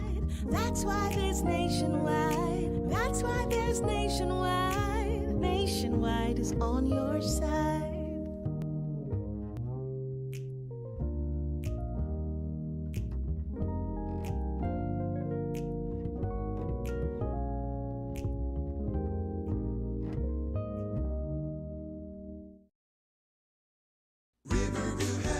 From shoulder to hand, hips to toes, and everything in between, the Riverview Health Orthopedic Team has you covered with advanced training and joint replacements, upper and lower extremity, spine, foot, and ankle care. You know you'll be in good hands with Drs. Spinell, Polkert, Stanky, Kim, Abasi, Schall, and Sekundiak. For appointments, call Riverview Clinic at 218-281-9595. Riverview Health, exceptional people, exceptional care. Riverview Health. Fix it, do it, remodel it, and improve it with the help of Crookson Hardware Hank. They have everything you need from electrical to plumbing supplies, paint, stain, and paint supplies, power and hand tools, housewares, and things to fix up and clean up. Crookson Hardware Hank carries seasonal items, shovels, rakes, grills, bird feeders, bird seed, pet food, and much more. For home projects, repairs, and more, shop Crookson Hardware Hank, University Avenue in Crookston. You've got a lot more going for you with Hank, Hardware Hank. It's always growing season here at United Valley Bank. We're focused on growth for our customers and communities, success for farms and businesses, and improvement for ourselves. Partner with us, and you'll see firsthand just how much the right hometown banking team can change your perspective. Together, there's no limit to the heights we can reach. United Valley Bank, our roots make us stronger. Member FDIC, an equal housing lender. Grove Mechanical Incorporated is currently accepting applications for HVAC installers and service technicians. If you're mechanically inclined and extremely self-motivated, this would be a great job for you. Grove Mechanical will provide you with the adequate training to do the best job. They offer 40-hour work week, competitive pay, simple IRA with company match, paid vacation and sick days, health insurance, uniform, and company vehicle. Email your resume to gmi@rrv.net or go to grovemech.com to fill out an application, or you can drop off your resume at Grove Mechanical, 1001 Bruce Street, Crookston. When there's work to be done, water and mud can't stand in your way. So plow right through in a pair of muck boots from Home of Economy. Made from neoprene and heavy-duty rubber, muck boots are designed for total comfort with a snug fit and built-in arch support. So you stay dry and strong on your feet. And with options like steel toe and Arctic insulation, you'll always find the right muck boots at the guaranteed lowest price. Home of Economy, where your dollar buys more.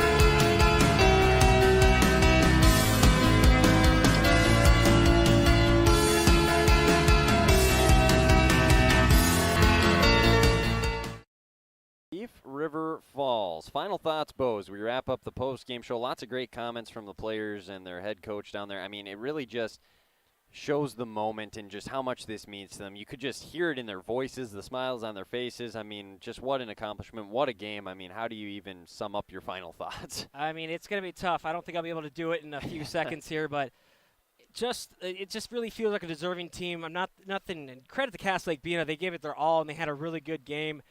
I mean, 2 overtimes. I don't think I've ever seen a 2 overtime game in person, let alone a section championship game in double overtime. So just, I mean, hats off to both these teams. And Sacred Heart, as you said, they've worked really hard for this. I mean, from the past year, they've put in the time, the effort. They believe in each other, and you know, it comes down to this, and they really come through. And I think, yeah, as you mentioned, this is going to be something they're going to remember for the rest of their lives. This community is going to remember for the rest of their lives. It's an instant classic, to say the least. It really is. I mean, that was incredible. I mean, I knew it was going to be a good game. I don't think anybody would have expected or anticipated something like this, though. It really is hard to put into words what we just saw. It's one of the best high school basketball games I've ever seen, considering what's at stake. I mean, a trip to the state tournament, and for Sacred Heart to pull this off, I mean, just what a night for their fans, players, coaches. It's going to be fun following them next week. Let's see if they can make some noise down there in the Twin Cities at the state tournament. They'll play on Wednesday. We'll find out the time and opponent later on. But for now, they're just happy with this one. They'll celebrate this. They'll worry about that when the time comes. But again, 69-67, the final score. What a performance by Sacred Heart. They come back from down 5 late in the regulation in the second half. They end up coming back in the second, or the first overtime, I should say. And then I think they led in the second overtime and held on at the very end after a last-second try from Cass Lake-Bena. And they get the win to head to the state tournament. 69-67, the final score. I think that's going to do it. A special thanks to all the sponsors for allowing us to do this and live streaming as well, making it possible. It's not possible without them, so we appreciate their support. Hope that everyone that listened got a great enjoyment out of this, and thanks for spending your Friday night with us. Special thanks to Mr. Blake Fee running down there, taking pictures, doing his job. Bo, special thanks to you running the camera, doing your work as well. It was a fun night here from Thief River Falls as they get the win here, 69-67. We will step aside. That's going to do it. Have a great rest of your night. We'll see you next time on the KRX live stream. Final score 69-67. It is a win for Sacred Heart, and they're headed to the state tournament. Have a good night and have a good weekend. The Section 8A Boys Basketball Championship game on the KROX live stream is being brought to you by Crookston United Insurance, Riverview Health, Crookston Hardware Hank, United Valley Bank, Grove Mechanical, Home of Economy, Leech Lake Tribal College, the Benedictine Living Community of Crookston, Hugo's Family Marketplace, Crookston and Boston Eye Clinics, CHS Egg Services, Crookston Valley Cooperative, Coldwell Banker, Forks Real Estate, Phil Vagno, Altru, R.J. Zavril and Sons, Happy Joe's Pizza and Ice Cream Parlor, North Dakota Eye Clinic, Leisureland RV, Bonish Real Estate, and Norman Family Funeral Home. Are you an enthusiastic sports fan? Want to have fun and get in on the action? Heck, yes. That'd be awesome. Have great attention to detail? Want to stay active? Definitely. Want to give back to the student athletes in your community? Obviously, yes. Then you'd make an excellent high school sports official. We need more officials in Minnesota, because with no high school officials, there are no high school sports. Sign up today at highschoolofficials.com.